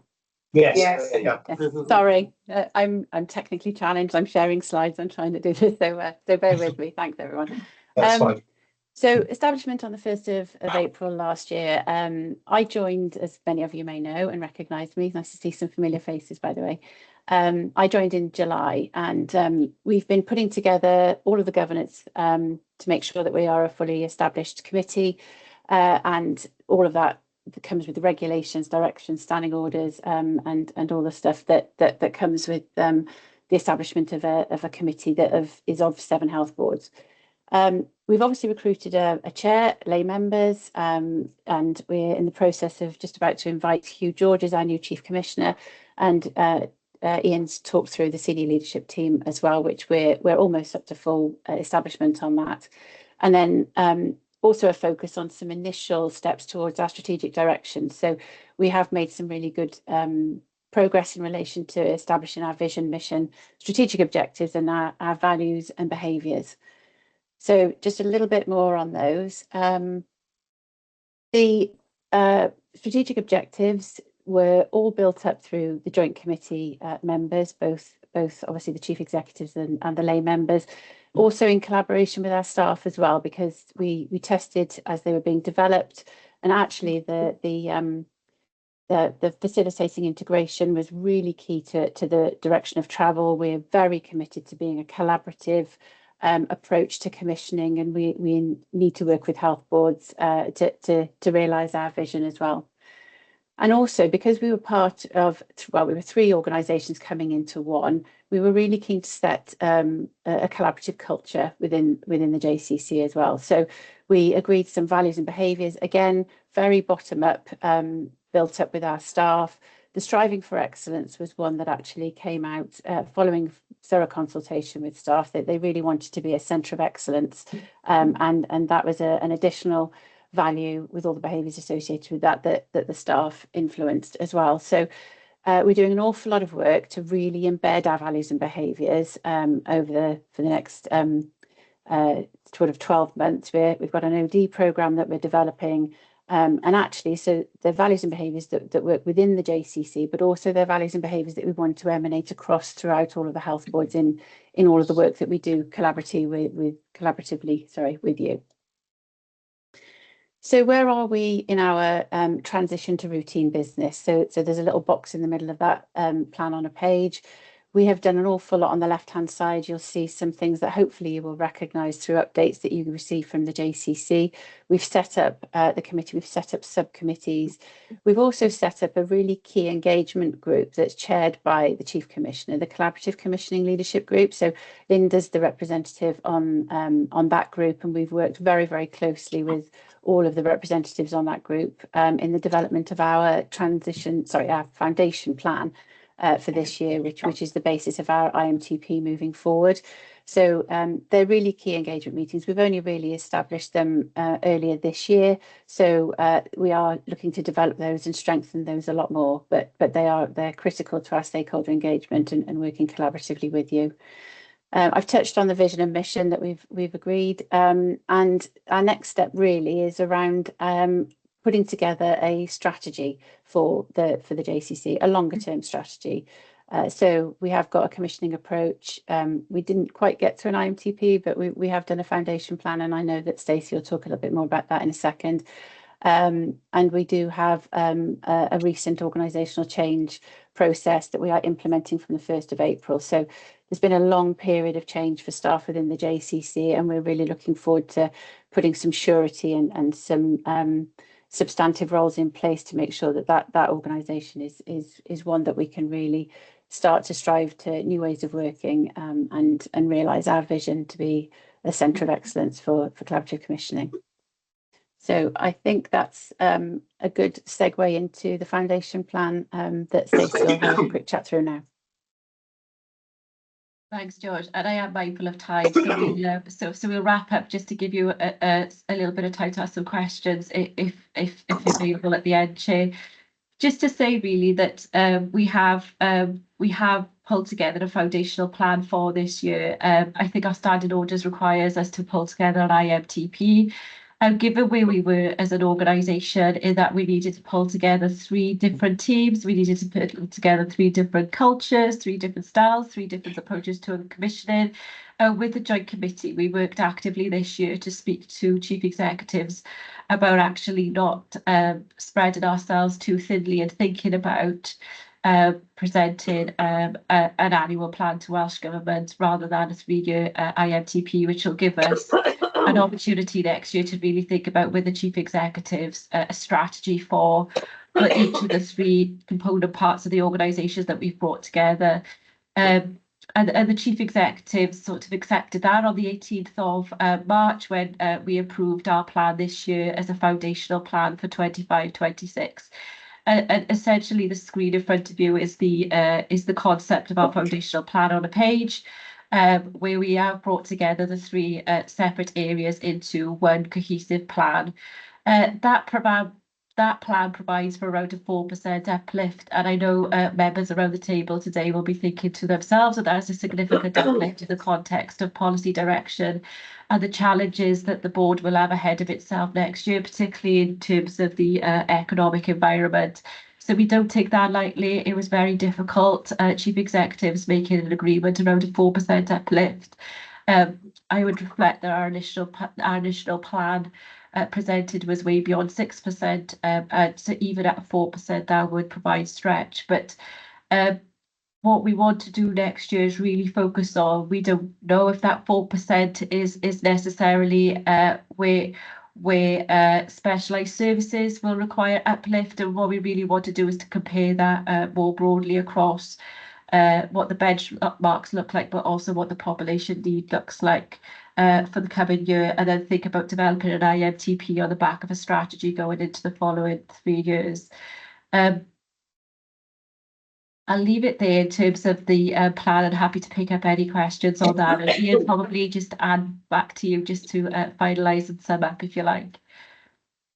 Thanks very much, Stacey and George. And so in terms of that, hopefully gives you a bit of context in terms of where we are. That we have formal public meetings for the Joint Committee and a range of private development sessions. That's working well. We've established a new subcommittee structure, which is populated by chief executives and lay members from the JCC. I've touched on the fact that we have a chief commissioner who has accountable officer status, so has an accountability to the Director General as well as to the committee. And as chair, I'm very keen to make sure that in this, as a joint committee of the 7 health boards, that we're demonstrating an accountability to each of the health boards as we're delivering commissioning activity and spending resource on your behalf. And so that as well as attending the NHS Wales chairs meetings, I'm having catch-ups with chairs individually, and I've met with Jonathan, and also to have a twice a year a more informal meeting with all of the chairs together, just to see if there's anything in particular that needs to be addressed.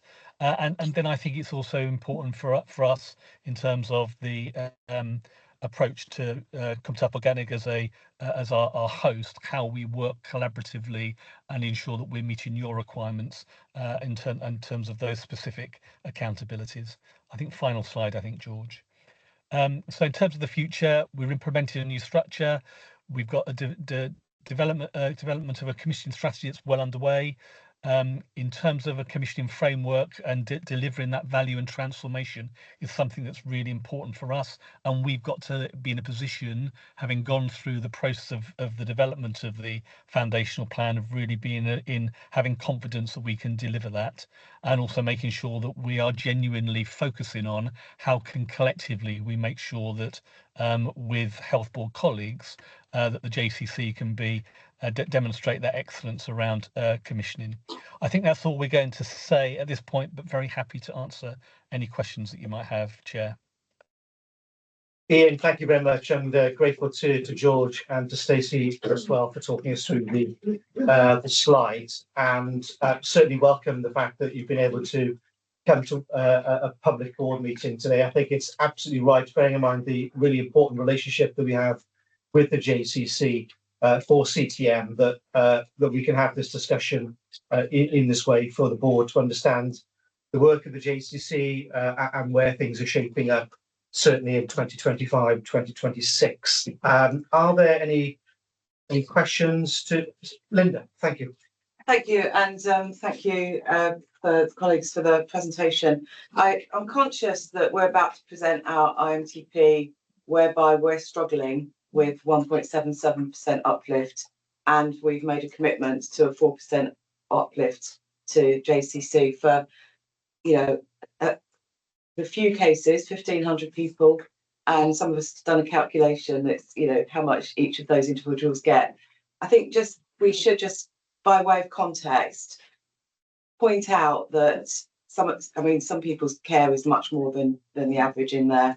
And if you compare the Welsh population's access to some of these very specialised interventions to England, I'm not sure about Scotland, but definitely other parts of the world, we're not ahead of the curve by any stretch of the imagination. And a 10-year strategy, which is what the JCC is talking about undertaking, if that strategy seeks to align access to a peer group, then that sort of investment is not going to be out of kilter, and it might still look a bit flat. So clearly, the point that the teams are making about value is the important thing here. And I know that the prioritisation around certain areas to align the activity with a high value cost, and to do so in a few targeted areas next year, is one that I think we have to endorse. That the team, it will be, they're just forming really. They're coming together around. It's a reasonable sized team compared to what we have in health boards, but they won't be able to deliver everything across all fronts in the first year. I think we've got to be realistic about that. But notwithstanding, we obviously still need to have those difficult conversations in the JCC as well.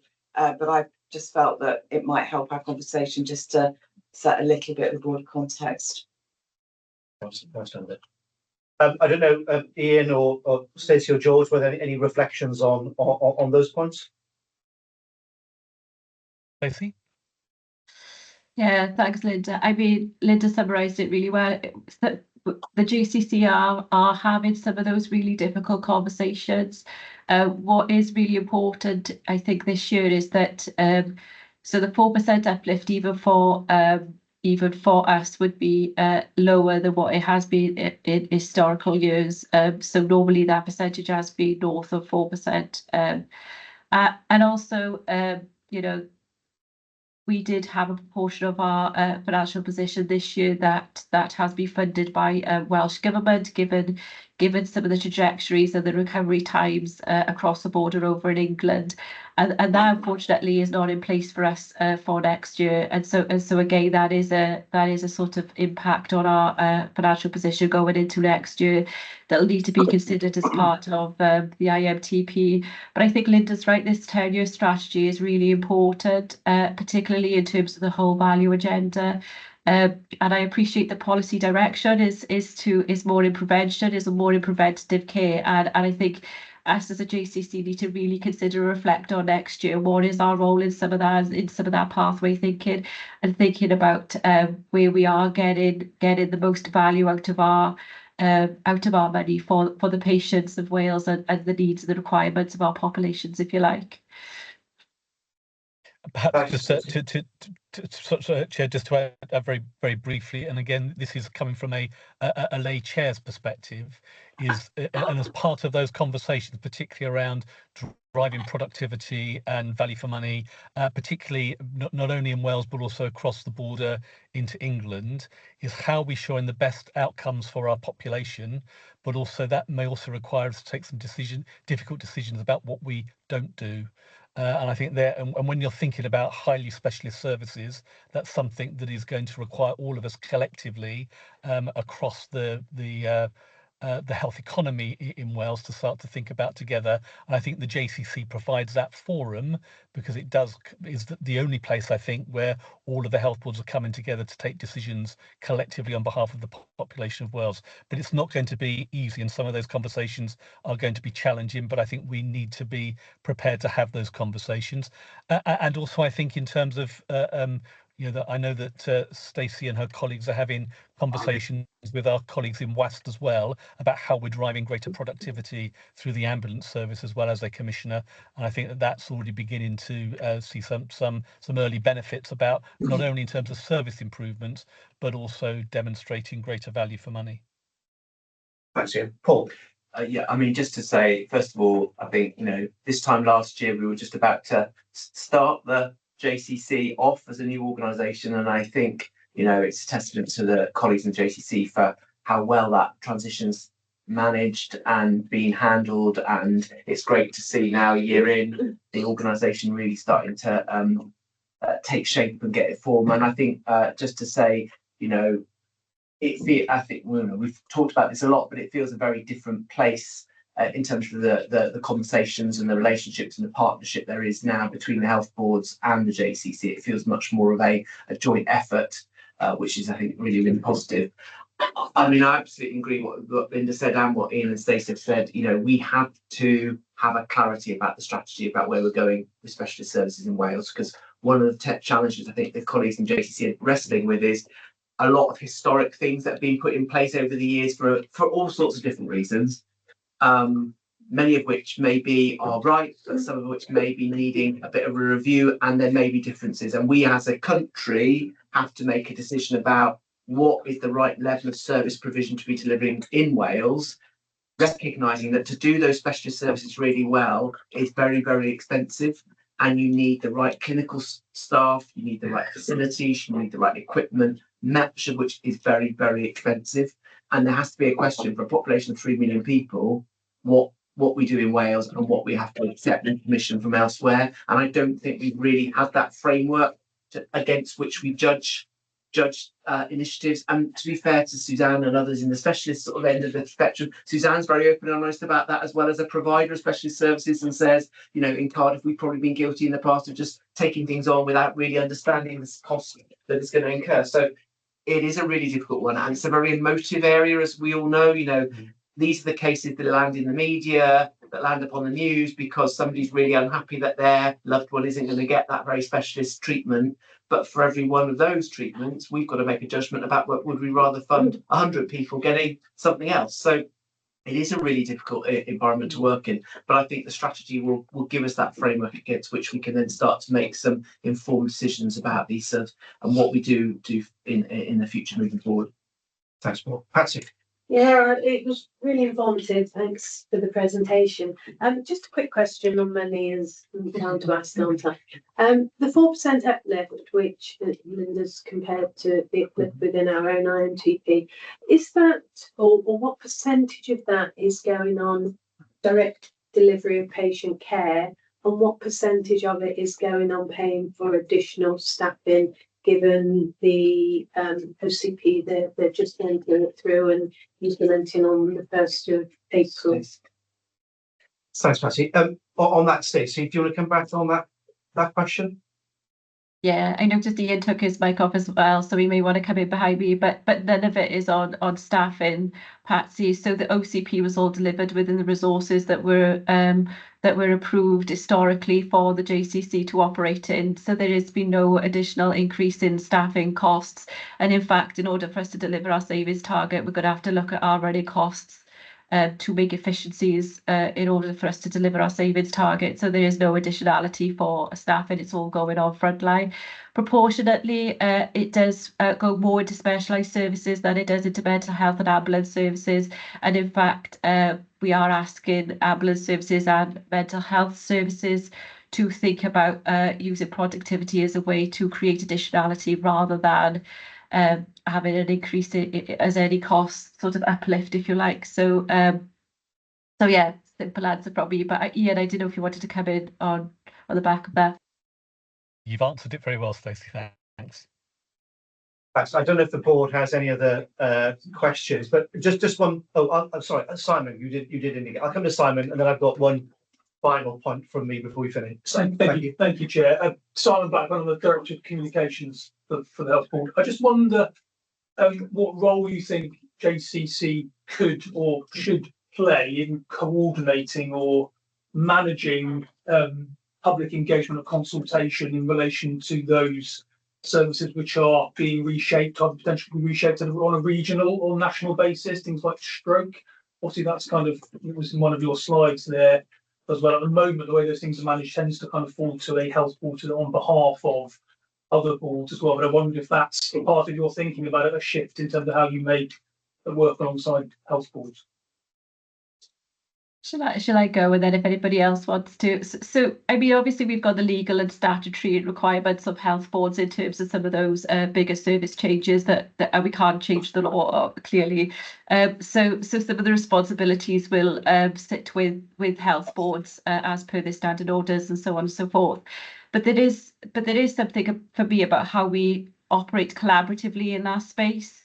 I think it's really important that we are joined up in our thinking, and we're joined up in our comms, and we are on message collectively. The JCC, so I'm really clear that the JCC as a committee are the 7 health boards, and we operate very much so on behalf of the 7 health boards to deliver on the priorities that they see fit. And so it's all about how we work collaboratively, but not straying into sort of where there are legal requirements and legal responsibilities for boards and themselves to deliver their acts, if you like. I don't know if anybody wants to come in on the back of that.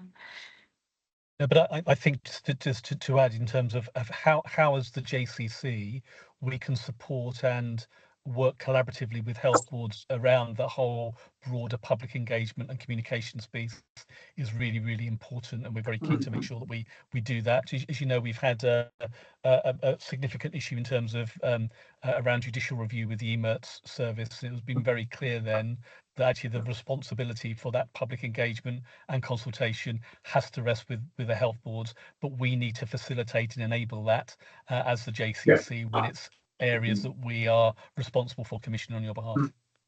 Yeah, thank you. Thanks. Ian, my question was going to be actually in relation to dealing with thorny issues, and obviously without going into the detail of the work that was done around EMERTS.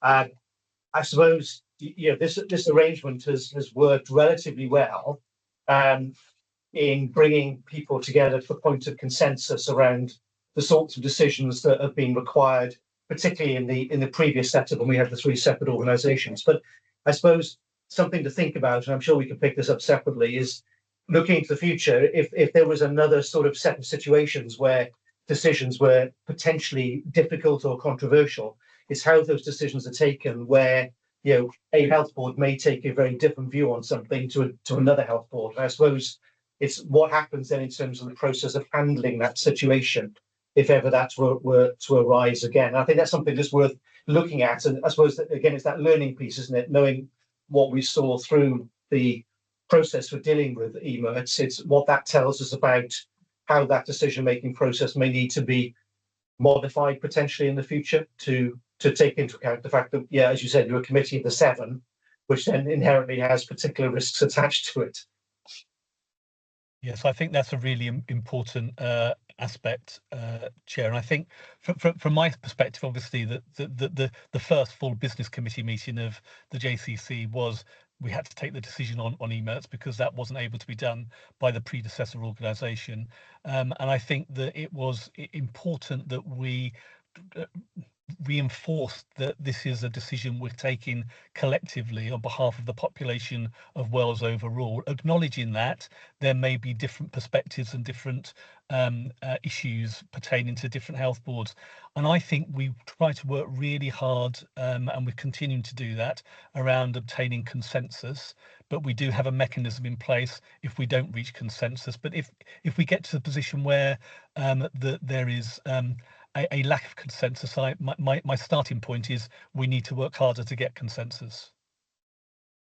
Thanks, Ian. Really good to see you this morning, and thanks to George and Stacey as well. I know you've got another another meeting to head off to. So look, thank you very much for joining us. And Ian, can I say personally, I really value the working relationship that we built up, and I know you've spent a huge amount of time working and engaging with chairs. And I think this has been a great start to the work of the JCC, and I know we're looking forward to working with you and the team. So thanks all, really good to see you, and thank you for joining the board this morning.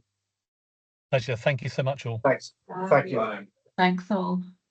Thank you. Okay. I said earlier about juggling things around on the agenda, so I now need to make a couple of changes. The first is that we are now going to go to the operational performance part of the performance dashboard, so that Gethin can undertake his work first before Gethin goes off to another meeting. I'm hoping that we will then take a 10-minute break after that, before we come back to deal with item 5.6, because Audit Wales need to join us at that item.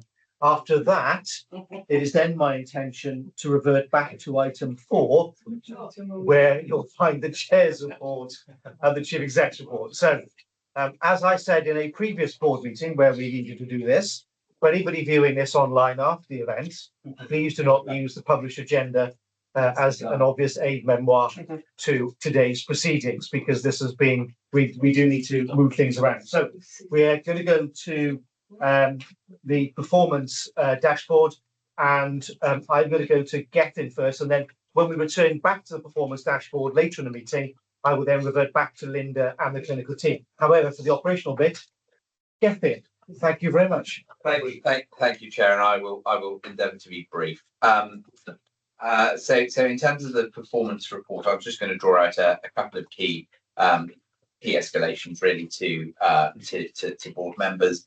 And the first is a more generic point.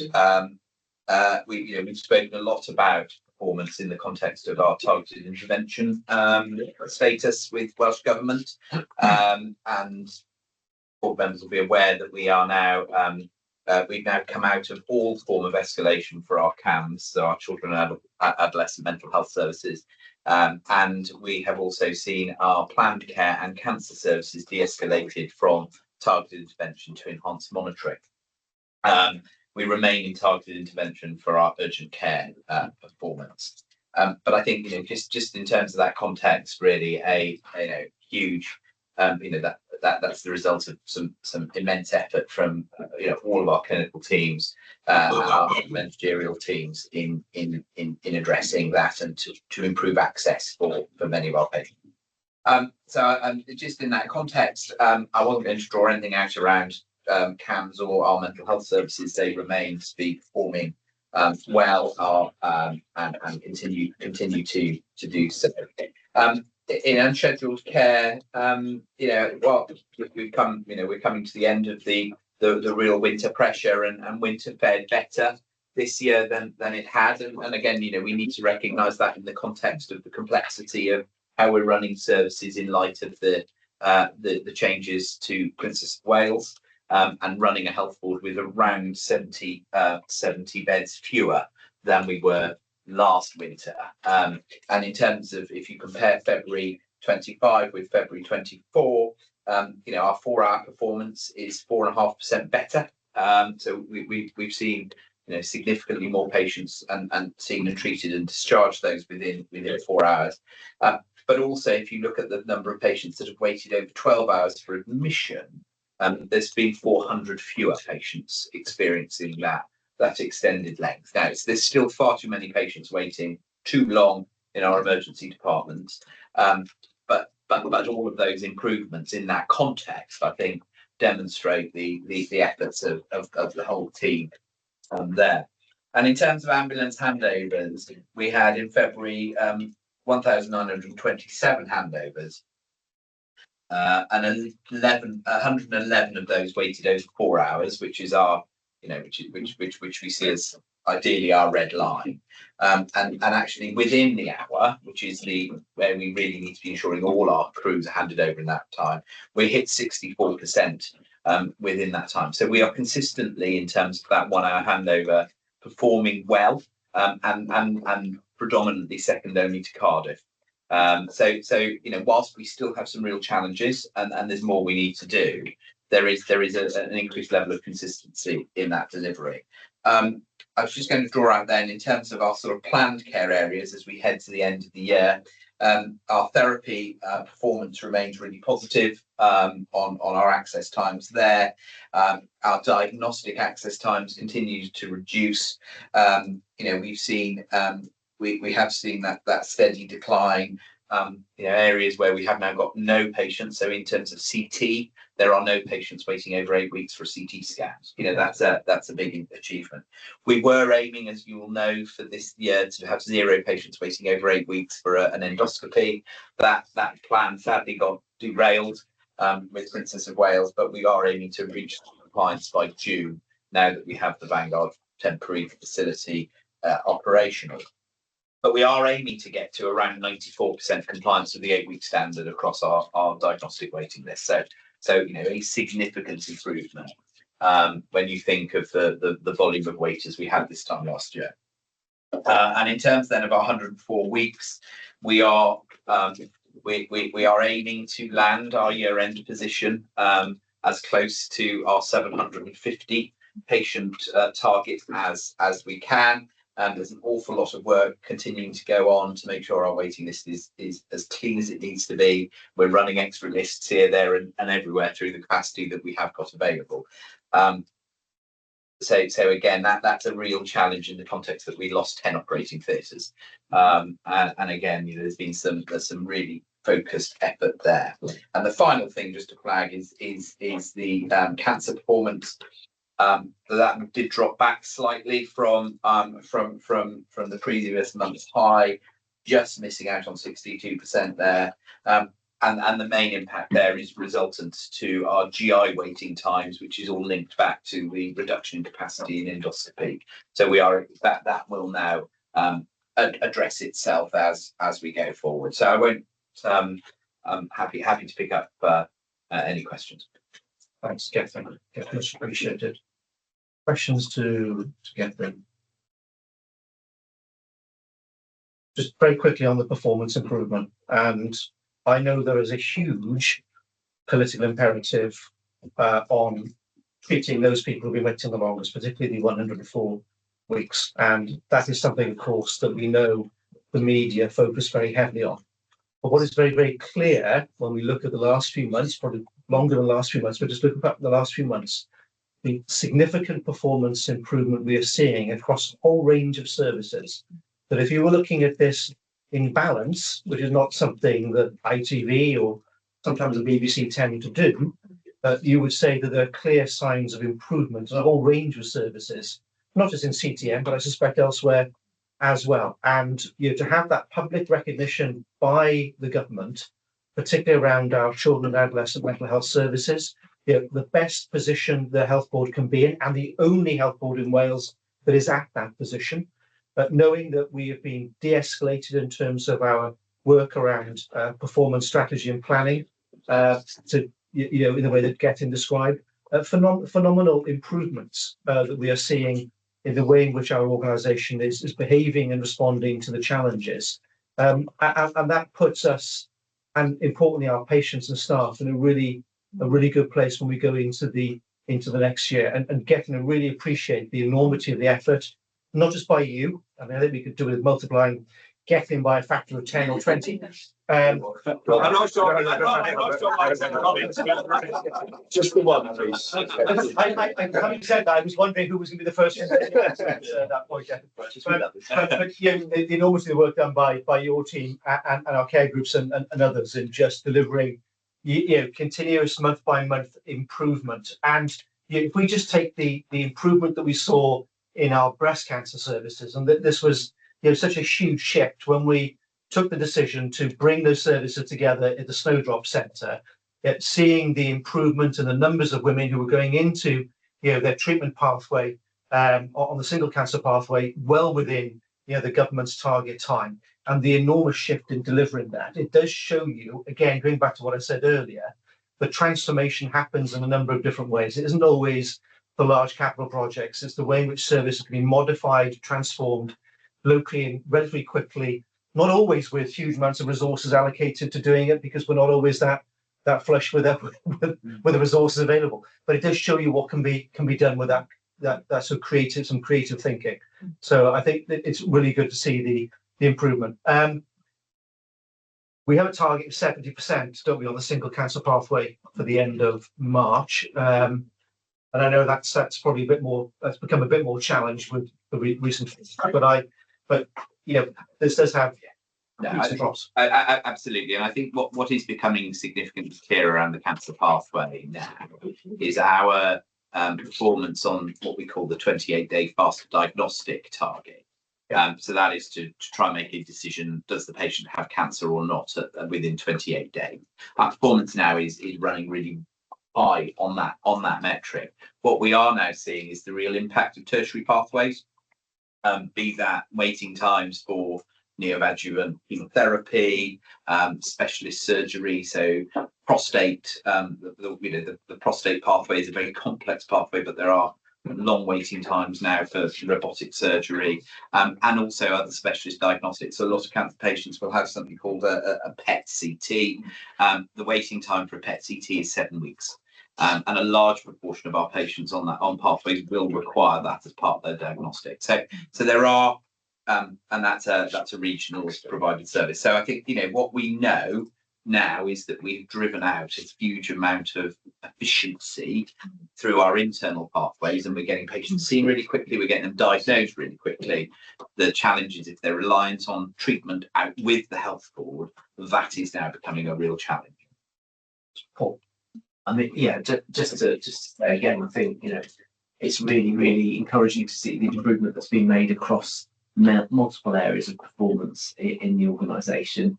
And we all know the massive political imperative there is around the 104s. And I don't think, I know we are not sitting on our laurels either. Think, we're being really harsh. 104 stills, people still waiting 2 years for an operation. It's not where we want to be. So I think there is something, and Gethin and I have had this conversation. There are some areas I think in the coming year, through the work that Gethin and teams have done on productivity, there are opportunities for it to go even better as well. So what we want to be doing is aspiring, continuing to improve more and more and more. And I think that plays very much to the conversation around productivity, because some of this is about extra resources, absolutely. Some of it's also about getting better use out of the existing capacity that we've got.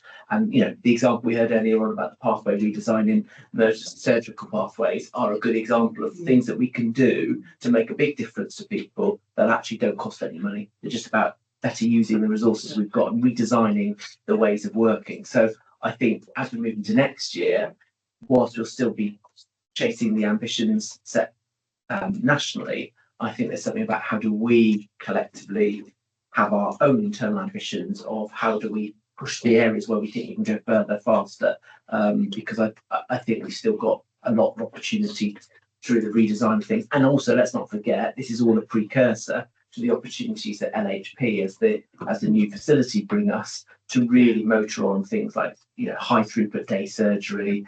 There's the ministerial ambitions, which we'll talk about next year's in the IMPTP conversation.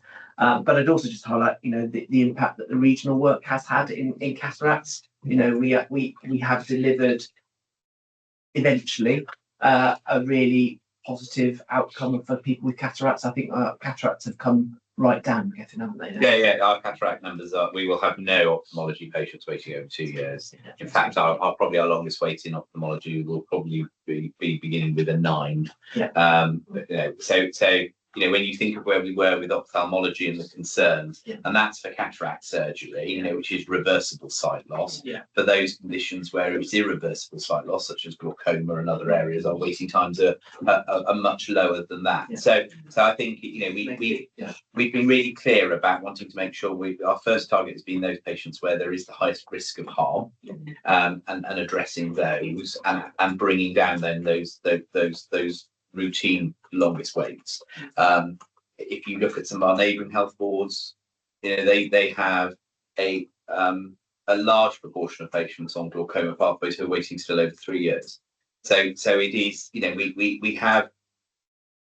we did make a choice that we were going to focus on the clinically urgent cohorts first.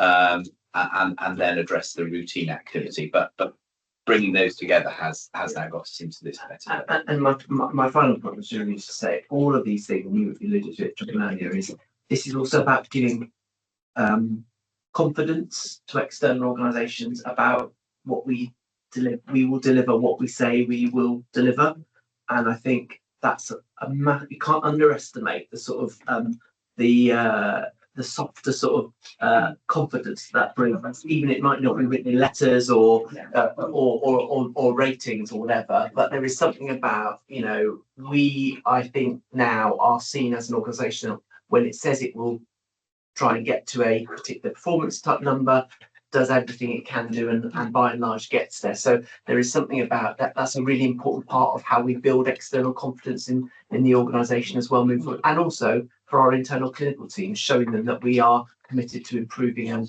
continually reducing their waiting times, which is really, really important. Ian, I'll come to you next. You've got your hand up. Yeah, thanks, John. Yeah, I just wanted to come in on the ophthalmology story. I've got a personal story to tell on this because my mother was waiting to have a cataract operation for about a year, I think, and she had it on Monday. Absolutely fantastic service. She was out within a few minutes. I think she had the operation took 15 minutes. She can now see perfectly clearly in that one eye. She'll have to have the other one done, of course. She's perfectly clearly in that one eye. She can read with it, and absolutely delighted. I'd like to say that, I mean, this is being noticed in the community, I think, and lots of people are talking about it. And really, I think everyone involved with this should be really proud because it's making a difference quite quickly to people. And I came across another person as well just yesterday who had a similar story to tell. So yeah, congratulations to everyone involved with this. Thanks, Ian. I'm sure we'd all concur with those remarks. Thank you. Garrett.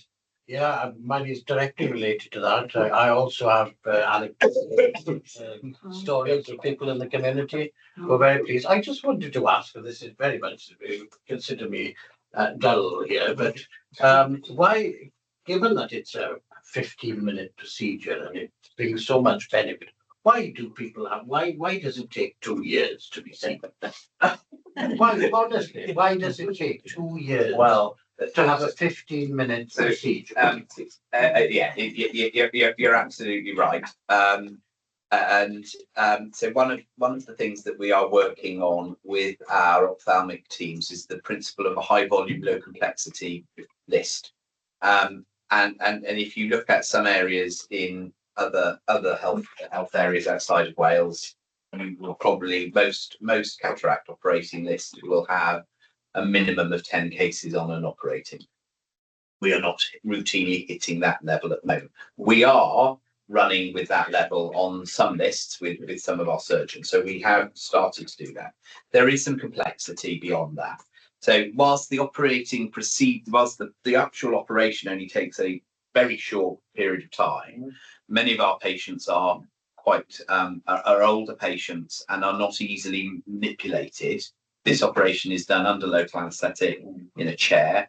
So many of our patients have got tremors and other things. So if there's any risk of those patients moving in the operation, we have to give them greater levels of sedation.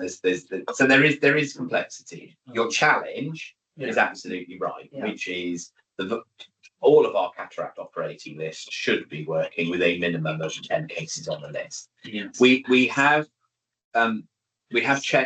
now have implemented the use of the Surgery Cube at Princess of Wales. So this allows us to undertake cataract operations outside of an operating theatre. And one of the other things that we've done, the other service change that we've done on the back of that, is we no longer have an anaesthetist in that theatre either. So the surgeons are injecting their own topical anaesthesia. Again, really common practice outside of Wales, very rare to happen in Wales. And so again, so this is work led by Derek Ho, who's our lead cataract surgeon down at Princess of Wales. So we've now trained up 6 of the surgeons who are now routinely using the Surgery Cube to do their cataract operating, doing their own the local anesthesia. So we are you know, we are seeing some of those improvements and those changes. Absolutely, but it is a very fair challenge to the profession. Thank you. Okay, any other questions? No. Okay, we are now going to take a break for 10 minutes. If colleagues can return at 11:15, we will then deal with item 5.6 on the agenda, which is the structured assessment, before moving back to item 4, which is the eagerly awaited chair's report.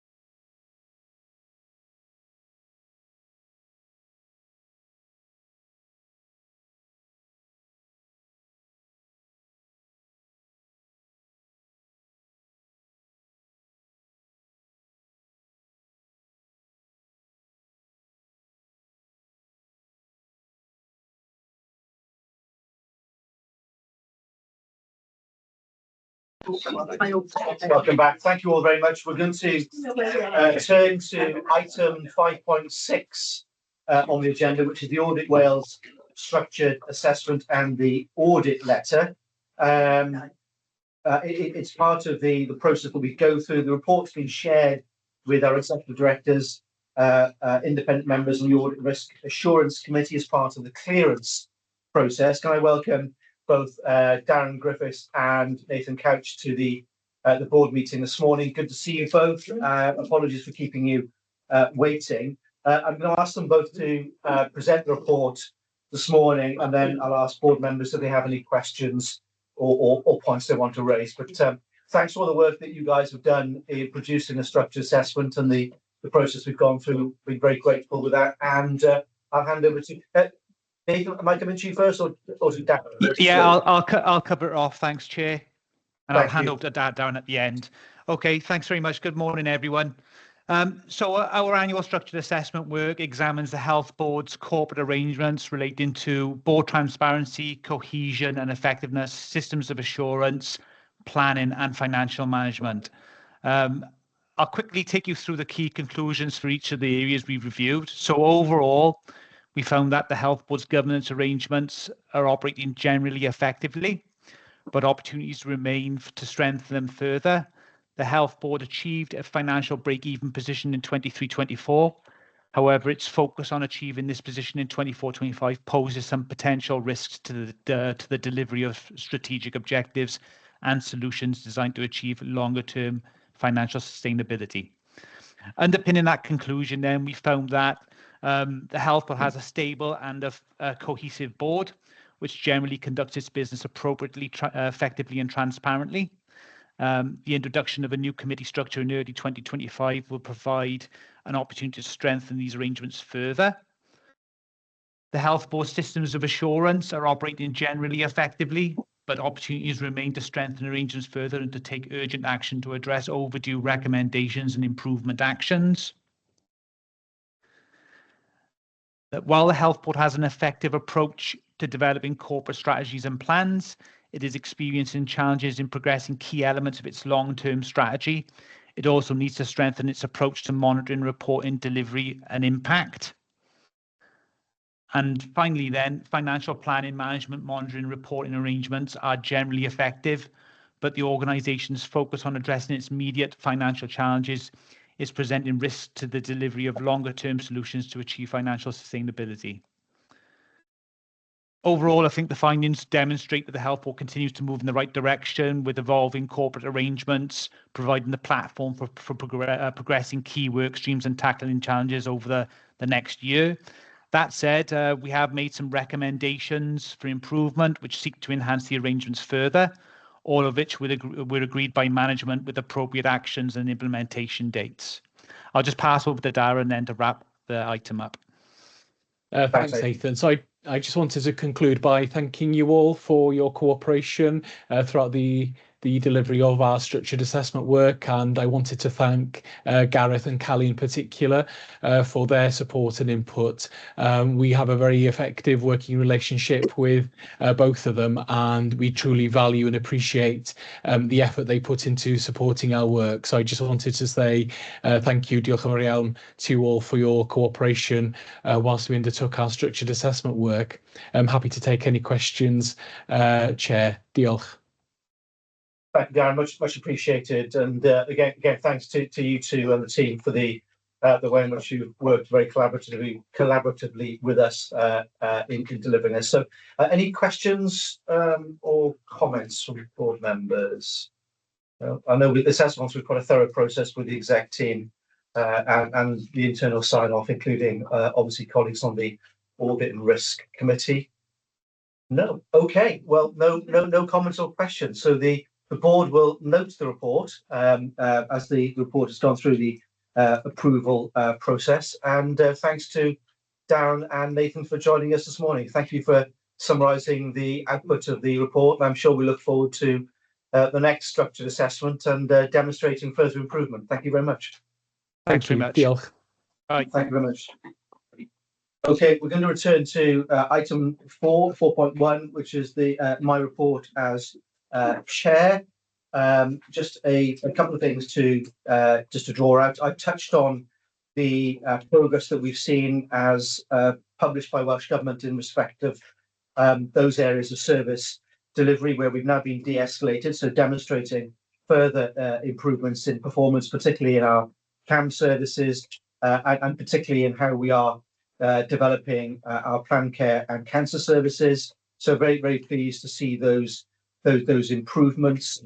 And of course, although we are coming to this a little bit later in the agenda, I just wanted to thank the entire board for the work that's been done to support the development of the integrated medium-term plan. And I know for those people who are new to observing these proceedings, where the IMTP is on today's agenda, this is very much bringing this to board following an enormous piece of work that's involved the executive team and their teams, along with the board, in considering where we might get to with an IMTP over the next 3 years and what our priorities will be as we get into April of this year for spending the money that is allocated to us in delivering improvements in patient care. So thank you to the board for all of that. I did say earlier that Ian was attending his last board meeting today. Ian wasn't on the call, I think, when I made those comments at the start of the meeting, but just to reiterate my thanks to you, Ian, for your work as an independent member. You've been a fierce champion for the digital sphere, and particularly in chairing the committee and in your work on the board. So we'll return to this next month when we see you face to face. But just wanted to put on public record my thanks to you for your work, and again to reiterate my thanks to Anne, who was attending her last board meeting today, and of course to Linda. Just to say that there is something that will come to subsequent to my chair's report, which is in respect of the hopefully the recommendation that will be put for our next associate board member to replace Anne. However, I just wanted to flag with the board that I have been very, very keen to strengthen our associate board membership, and as such, I would like us to recruit a fourth associate board member, and for that board member to come from a primary care background, specifically from general practice, bearing in mind the work that is being led by Paul and work that will lead to the development of a primary and community care plan for the next few years. You know, this is really the space where we need to get into. I do know the primary care team here are also doing a huge amount of work in trying to set out some metrics for us as a board to work through that would help us to set out what good looks like in developing those primary care or delivering those primary and community care services. So there's a huge amount of work in the space. If we are to deliver that ambition of shifting from hospital to community and primary care, what does that look like? What does that feel like? And I think by having somebody from the primary care space will be really helpful to us. So that is something that we are looking to develop as well.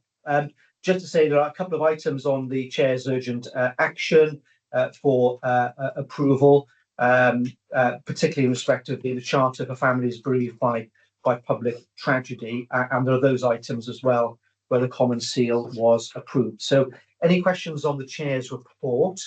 No, colleagues happy to note the report, and can I ask the board to endorse the affixing of the Common Seal and to ratify the chair's urgent action? Thank you very much. Okay, item 4.1.1, which is the report from the Stakeholder Reference Group and the approval of the reference group chair nomination. Can I just ask Linda to present this report? Thank you, Linda. So there was an extraordinary meeting on the 14th of March to nominate a successor to Anne. Paul Deanick came forward after a period of waiting for other people to come forward. He's new to the committee, and this is an act of service as I saw it. Uncontested, obviously. Not everybody has responded from the committee around that nomination, but nevertheless, since there's no reason not to put that forward to the CAPSEC as per the as far as we can see, for that ratification. Thanks. I'll be arranging to meet with him shortly as well as chair.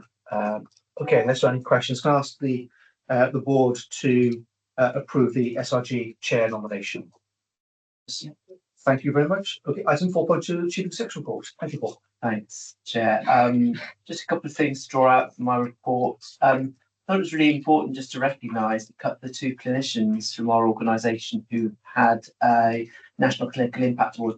Colleagues might know this is the new name for what was previously known as National Clinical Excellence Awards. So these are, for people who don't know, these are additional recognition for medical staff which they have to apply for, and which goes through quite a stringent process of evaluation and scoring from external people. So these don't come lightly, these don't get awarded lightly. And the fact that we've had two colleagues from within CTM who've been successful in their applications, I think is a really positive endorsement for those two people, but also for our organisation. And Sinan, many of you will have seen Sinan when he's been here previously and presented the lung health check process, which we piloted here in CTM, which I'm pleased to say is being, there's plans in place to roll that out now nationally across Wales, which I think is really positive. And Sinan is instrumental in that programme of work nationally, as well as having led the work here in CTM. So that's a really positive endorsement for his clinical experience and knowledge in that space. And then obviously Zoe, many of you will know Zoe, our breast surgeon, who's been instrumental in establishment of breast service centralisation at Snowdrop. I'm really sorry, I forgot to tell you, Paul, to add into your report. It's the first time we've had awards in this organisation for about 7 or 8 years. So that just puts into context actually how important we've had two people get that. So I forgot to tell you that. No, that's fine. Sorry, that's fine. So yeah, and Zoe obviously has been instrumental in the establishment of the Snowdrop Breast Centre. So really positive, and I think these things also help in terms of things like recruitment and putting us on the map externally for people who might be considering a career in an NHS organisation, and I think it recognises those two individuals. So really pleased to see the recognition that they've had. Also, just on, we'll come and obviously talk about later through IMTP about the resources we're putting aside for the ACSP this coming year. But just to say, some of you may have met Atif, who is working now in Linda's team as the programme director for the ACSP. Really great that we've got someone with his experience as a medic by background, but has worked on a number of clinical service change programmes, both in the UK and abroad. So brings a lot of experience of doing this sort of work and understands the complexity and the challenges that it brings. So really great that he's been appointed now as part of that team to lead that programme of work moving forward. Obviously, I had to write in there about Linda's retirement, but I don't want to embarrass her too much in this formal setting. But just formally to say, obviously, we are very sad to be seeing Linda leave us in a few days' time now, which seems to have come around very quickly as well. But I think also just wanted to say, and place a record publicly, our thanks as an organisation to Linda for all her work here in CTM over the past 4 years, but also to recognise this is a combination of a 45-year career in the NHS. So not just thank you on behalf of us, but thank you on behalf of all the other organisations that Linda's worked in over her years in the NHS, and I know she's got plenty of plans, and she's not going to be twiddling her thumbs. I don't think come the middle of April. So just wanted to say a really big thank you to Linda, and we'll have further opportunities.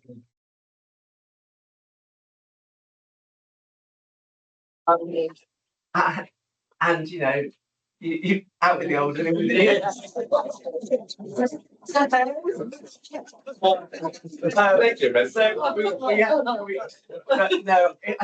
Intro.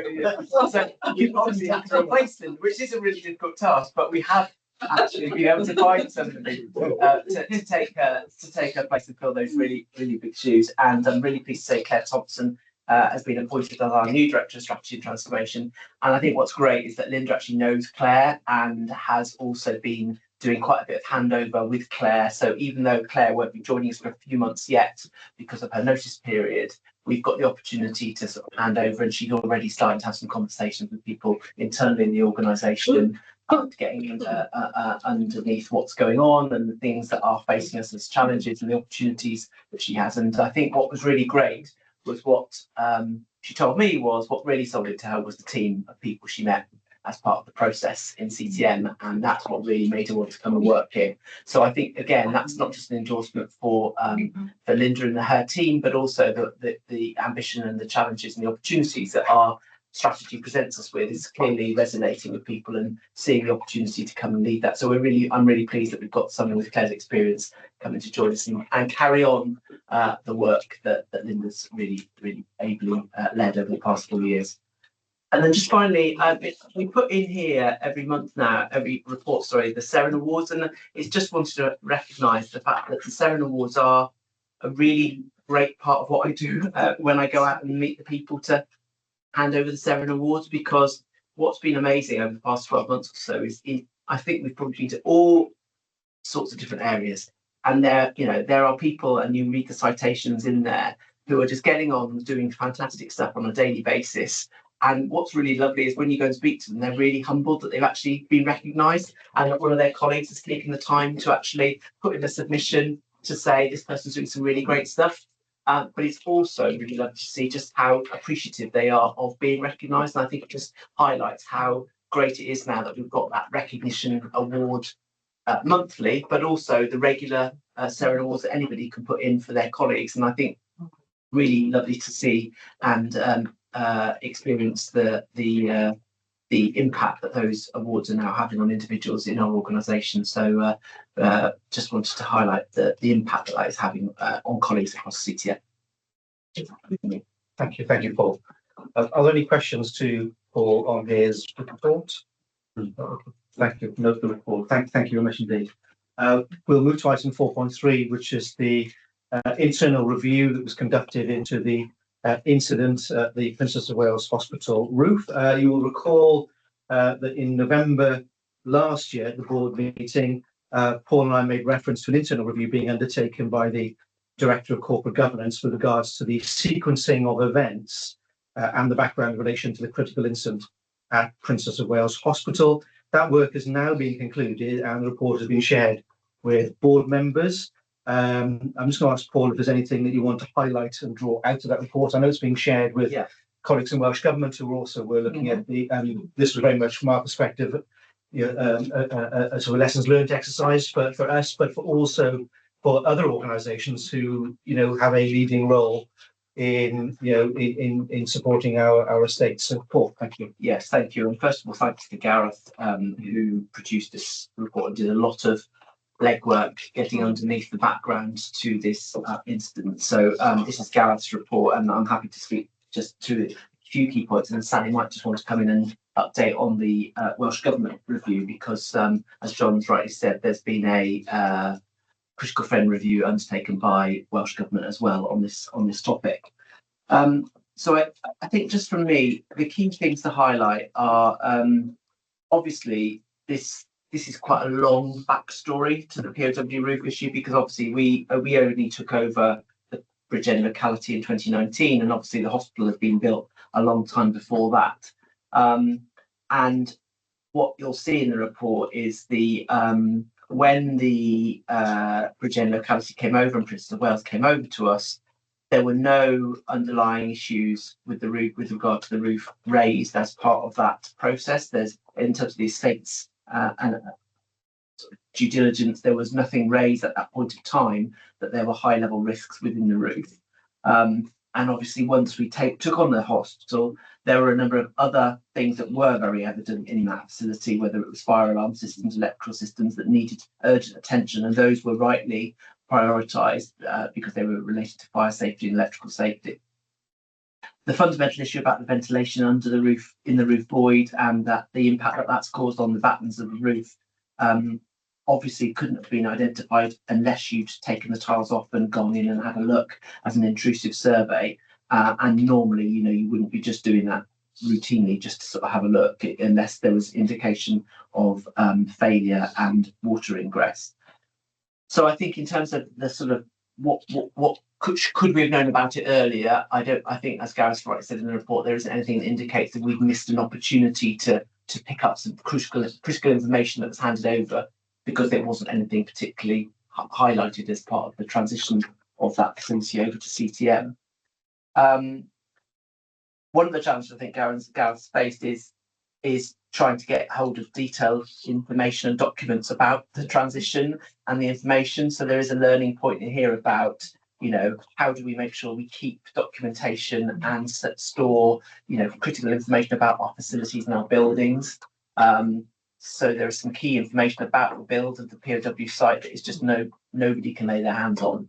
So that's a bit of a learning point for us, not just here in CTM, but I think more broadly across the NHS. And where obviously there's a conversation there about how should we not be in this day and age digitising some of those things as and when they're happening, so that we don't have to worry about paper records, but there's a digital solution to that.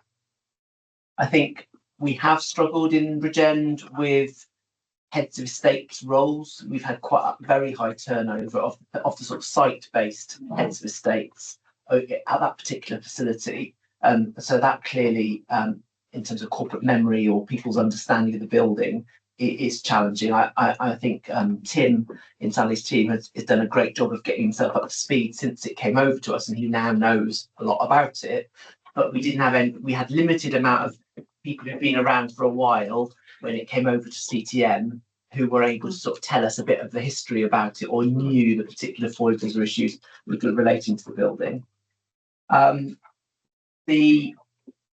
What we did have some issues in terms of some of the surveys that were produced about the site previously.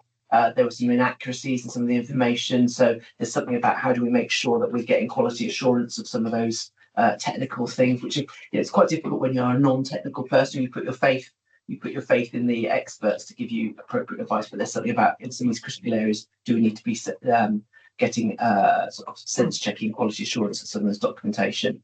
And I think, you know, some of the learning for us, I think, is collectively now moving forward how we oversee and track estates and infrastructure and capital issues in the board and through the committees. I'm not saying we need to dive into every detail of everything, but how do we make sure that we're continually focusing? You know, we've said before, we've got a lot of buildings, we've got a lot of estate, and there are much of that estate is in need of significant repair and backlog maintenance. So how do we make sure that we are keeping tabs on that and just identifying early any of those early warning reports or surveys or things that are coming through, which often are there in our teams, and we're dealing with them, but maybe we just need to think about how we make sure those are brought up into committees or the wider board where relevant. So I think nothing in that report that Gareth did flag to say, oh, there was a big gap in our assurance or our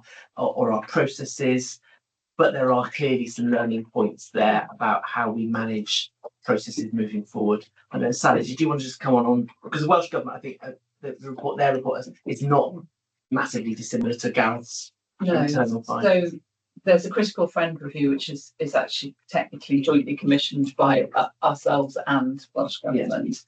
And they brought in an expert called Martin Dove to conduct that review, which he did earlier, late February, early March.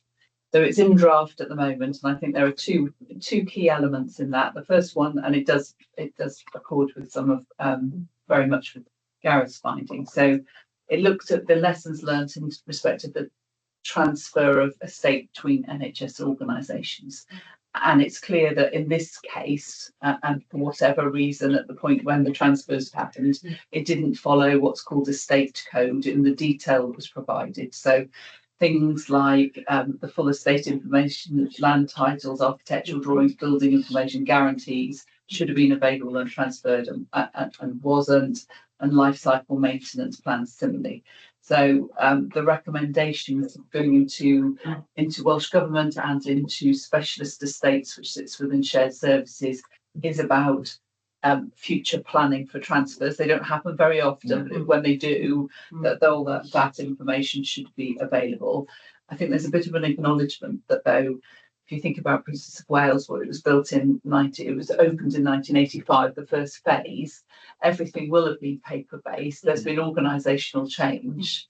The paper records are probably somewhere, but we can't. The record keeping. So how we make address historic deficits of information without having to sort of route through every cupboard in every site is going to be interesting. But I think that might require some surveying. But that is sitting with Welsh Government and strategic specialist estates to look at it. And the second one was to look at the sort of surveys that we had undertaken and actions before we got to the sort of opening, having to address the roof. So it supports, that the root cause of the failure was the non-existence of ventilation within the roof construction, which over a 40-year period led to a wholesale decaying of the roof. We obviously commissioned a non-intrusive survey at a point in time, which didn't identify that issue. It was only identified when an intrusive survey, and it importantly notes that non-intrusive survey did not recommend an intrusive survey at that point. So there are questions about when should you suggest a intrusive survey in future, and then there's a bit of an acknowledgement that even if we'd done an intrusive survey 6 months earlier, all that would have meant was that the timeline for needing emergency action would have come forward by 6 months. Unfortunately, there was no adverse impact in terms of any roof collapse or risk or impact on individuals. And the final bit, just to flag, I suppose, that will come through, is that there's an acknowledgement that the undertaking of the work on the Princess of Wales now extends the life of the phase one by effectively 40 plus years because of the new roof, and that we need to be cognizant of that in our sort of strategic service planning, because we've now got a refreshed asset in some ways. So that those were the major issues out of that. So a lot of alignment with Gareth's report.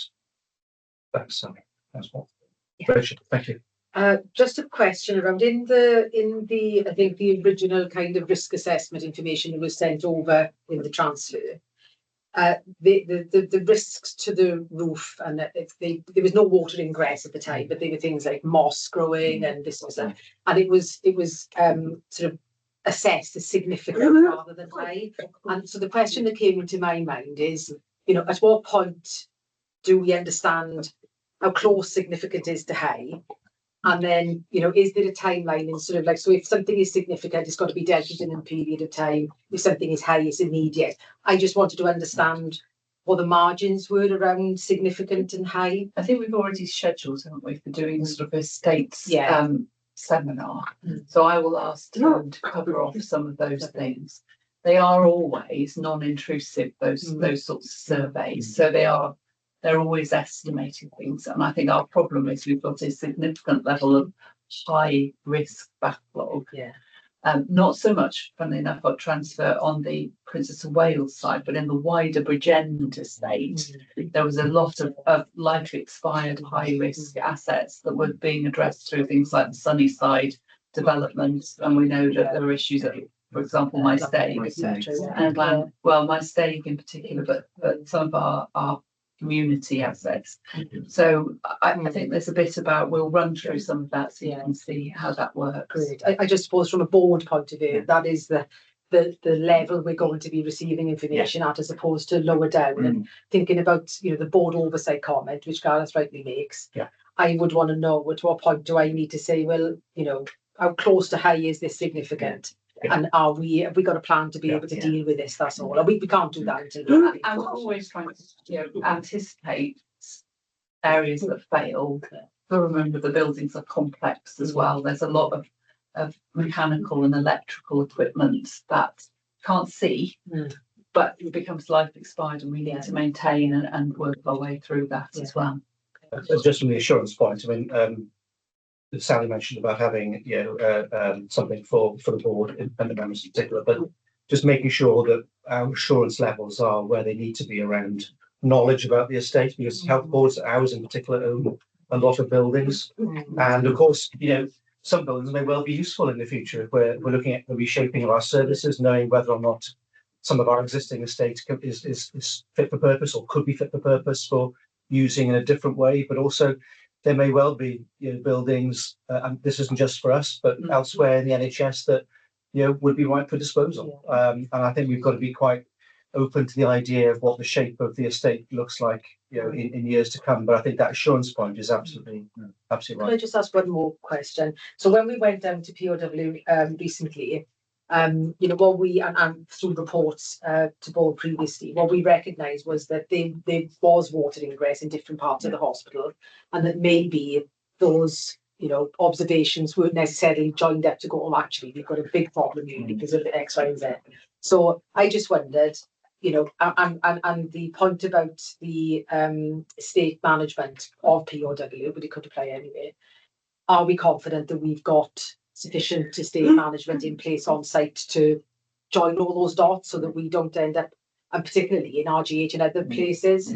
I think if you look at the last report that went to, I think it's PPF it went to around estate, there's a bit about how do we attract and retain estates professionals.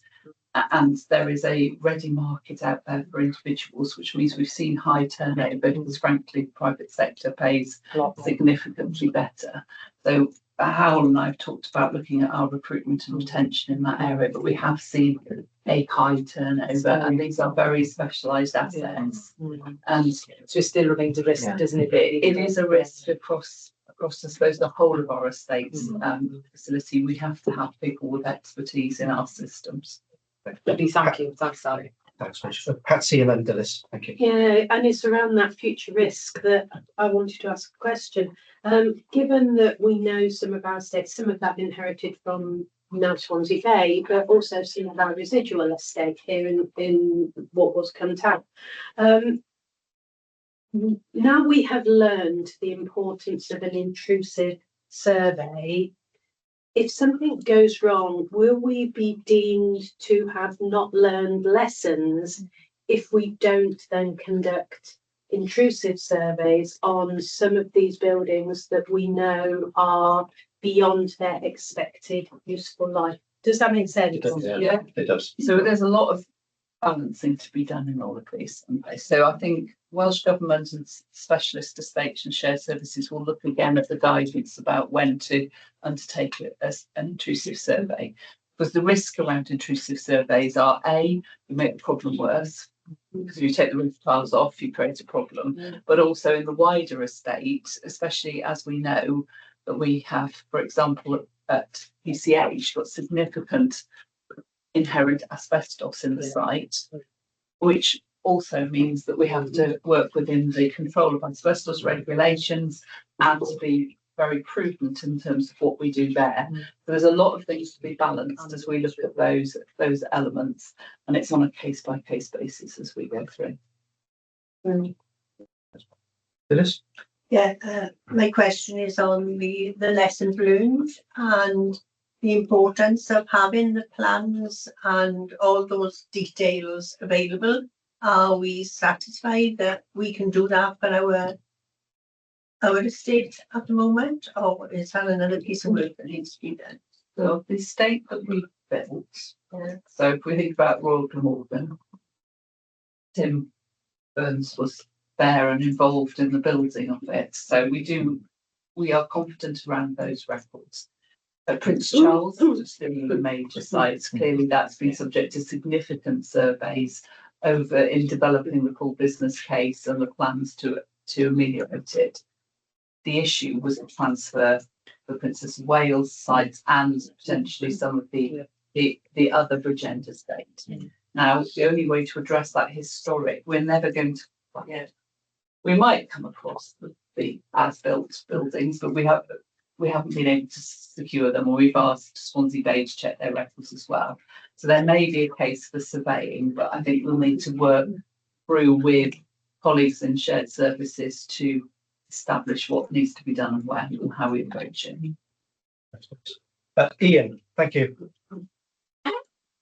Yeah, my question is about one of these detailed surveys again that you've just been talking about. As I reading the report in detail, it seems to me that the way that it's funded in order for us to do maintenance from Welsh Government would make it very difficult. If we went around and found lots of problems in our estate, we'd be obliged to do something about it.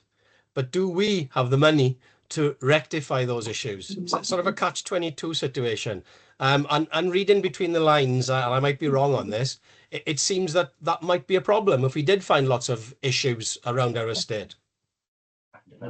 So maintenance can either be capital or revenue, depending on the nature of what's undertaken.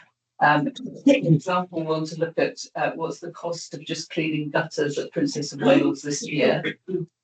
That's now exceeded 400k, because every time you need to do it, you have to bring in a cherry picker and lots of scaffolding and other elements. So the way in which the estate is designed also drives cost in just maintaining things.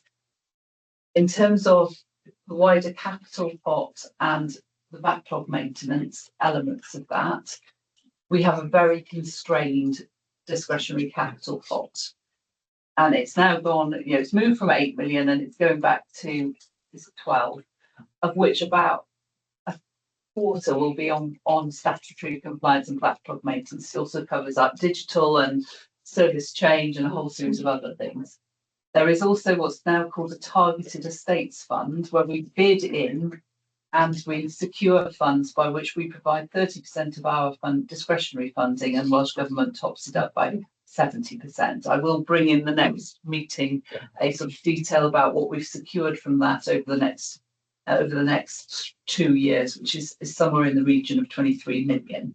However, in the context of 3 large district general hospitals, significant complexity, all the mechanical and electrical, that is still a huge challenge given what we've got in terms of the position. And I mean, obviously, this conversation is no way unique to CTM. No. Every NHS organisation in Wales and indeed UK has a huge problem with backlog maintenance. I guess there's the learning points that come out of this, but I think this wider conversation highlights what we really need to make sure we're doing is not maintaining and spending a lot of money on buildings that, quite frankly, are not fit for purpose for 21st century healthcare anymore. We should probably look to dispose of and get out of. So that's one of the conversations we're having as execs, and it links back to the clinical service change and those sorts of things, is where are the facilities across our footprint that, quite honestly, we would probably say we probably should be looking to get out of these really and consolidate services or re-provide it differently. Because otherwise you're just going to spend a lot of money on the facilities that are not really. But I mean, if you look at what's gone on in Bridgend with the Sunnyside development, that is on the premise that we will get shot of at least one substandard sort of community-based clinic, which is really no longer fit for purpose. So we do need to look at how we can do this. So I think a conversation in the future board development about estate and where we go in the future, I think is really important, because I candidly think we've got to set ourselves a target to rationalise our estate by, I don't know how much percentage, but a percentage over the next few years, because we're spending a lot of money maintaining heating, lighting, let alone the sustainability question about, why would we do this from a green agenda when these facilities are not fit for purpose? Any other questions on this one? No? Okay. We'll thanks to Paul, and certainly thanks to Gareth for the work that's been done to pull this report together. I really appreciate it, and I think again with these sorts of issues we've got to grab hold of them, and I think that for me is one of the lessons from this. Much bigger lessons obviously in terms of the property transfer, but in terms of our current estate and what we do, where we do it, how safe it is, what it means for staff and patients, and what it means in the future in terms of rationalisation or making better use of what we've got. I think it's really important that we pull that into a future board development session. So we'll note the report, and obviously I'm sure as a board we support the additional work that's outlined in the report to address those things that are very specific to us as the health board. Just going to move on now to item 5.2. So having done 5.1, the Joint Commissioning Committee Annual Update, 5.2 is the action logs. There are some things there which are open. Many things on there are open. Some are due for completion fairly quickly. They are overdue, but they are due for completion within the next 2 months. And there are 2 matters at the end of the report that are being closed. Any questions on the action log? Colleagues happy to note? Yes, thank you. Matters arising not contained in the action log. Is there anything people need to raise? No, thank you very much. Right, the board assurance framework under item 5.4. I'll invite Callie to present the update report, which has been endorsed by the Executive Leadership Group on the 17th of March and therefore before the board for approval. Thanks, Callie. Thank you, Chair. Just a couple of points that I'm going to pull out and then we can open up for questions. Colleagues will be aware that the format of the BAF has changed this period. One of the recommendations that we had in structured assessment is that when we look at the mitigating action plan, can we look at the impact of those actions and what the success measures of those actions be? And I think that's a really useful tool that we've now added in to strengthen the board assurance framework even further. So you can say that we've added that this period, and I'm thankful for colleagues to sort of taking that on board and really filling that through quite robust.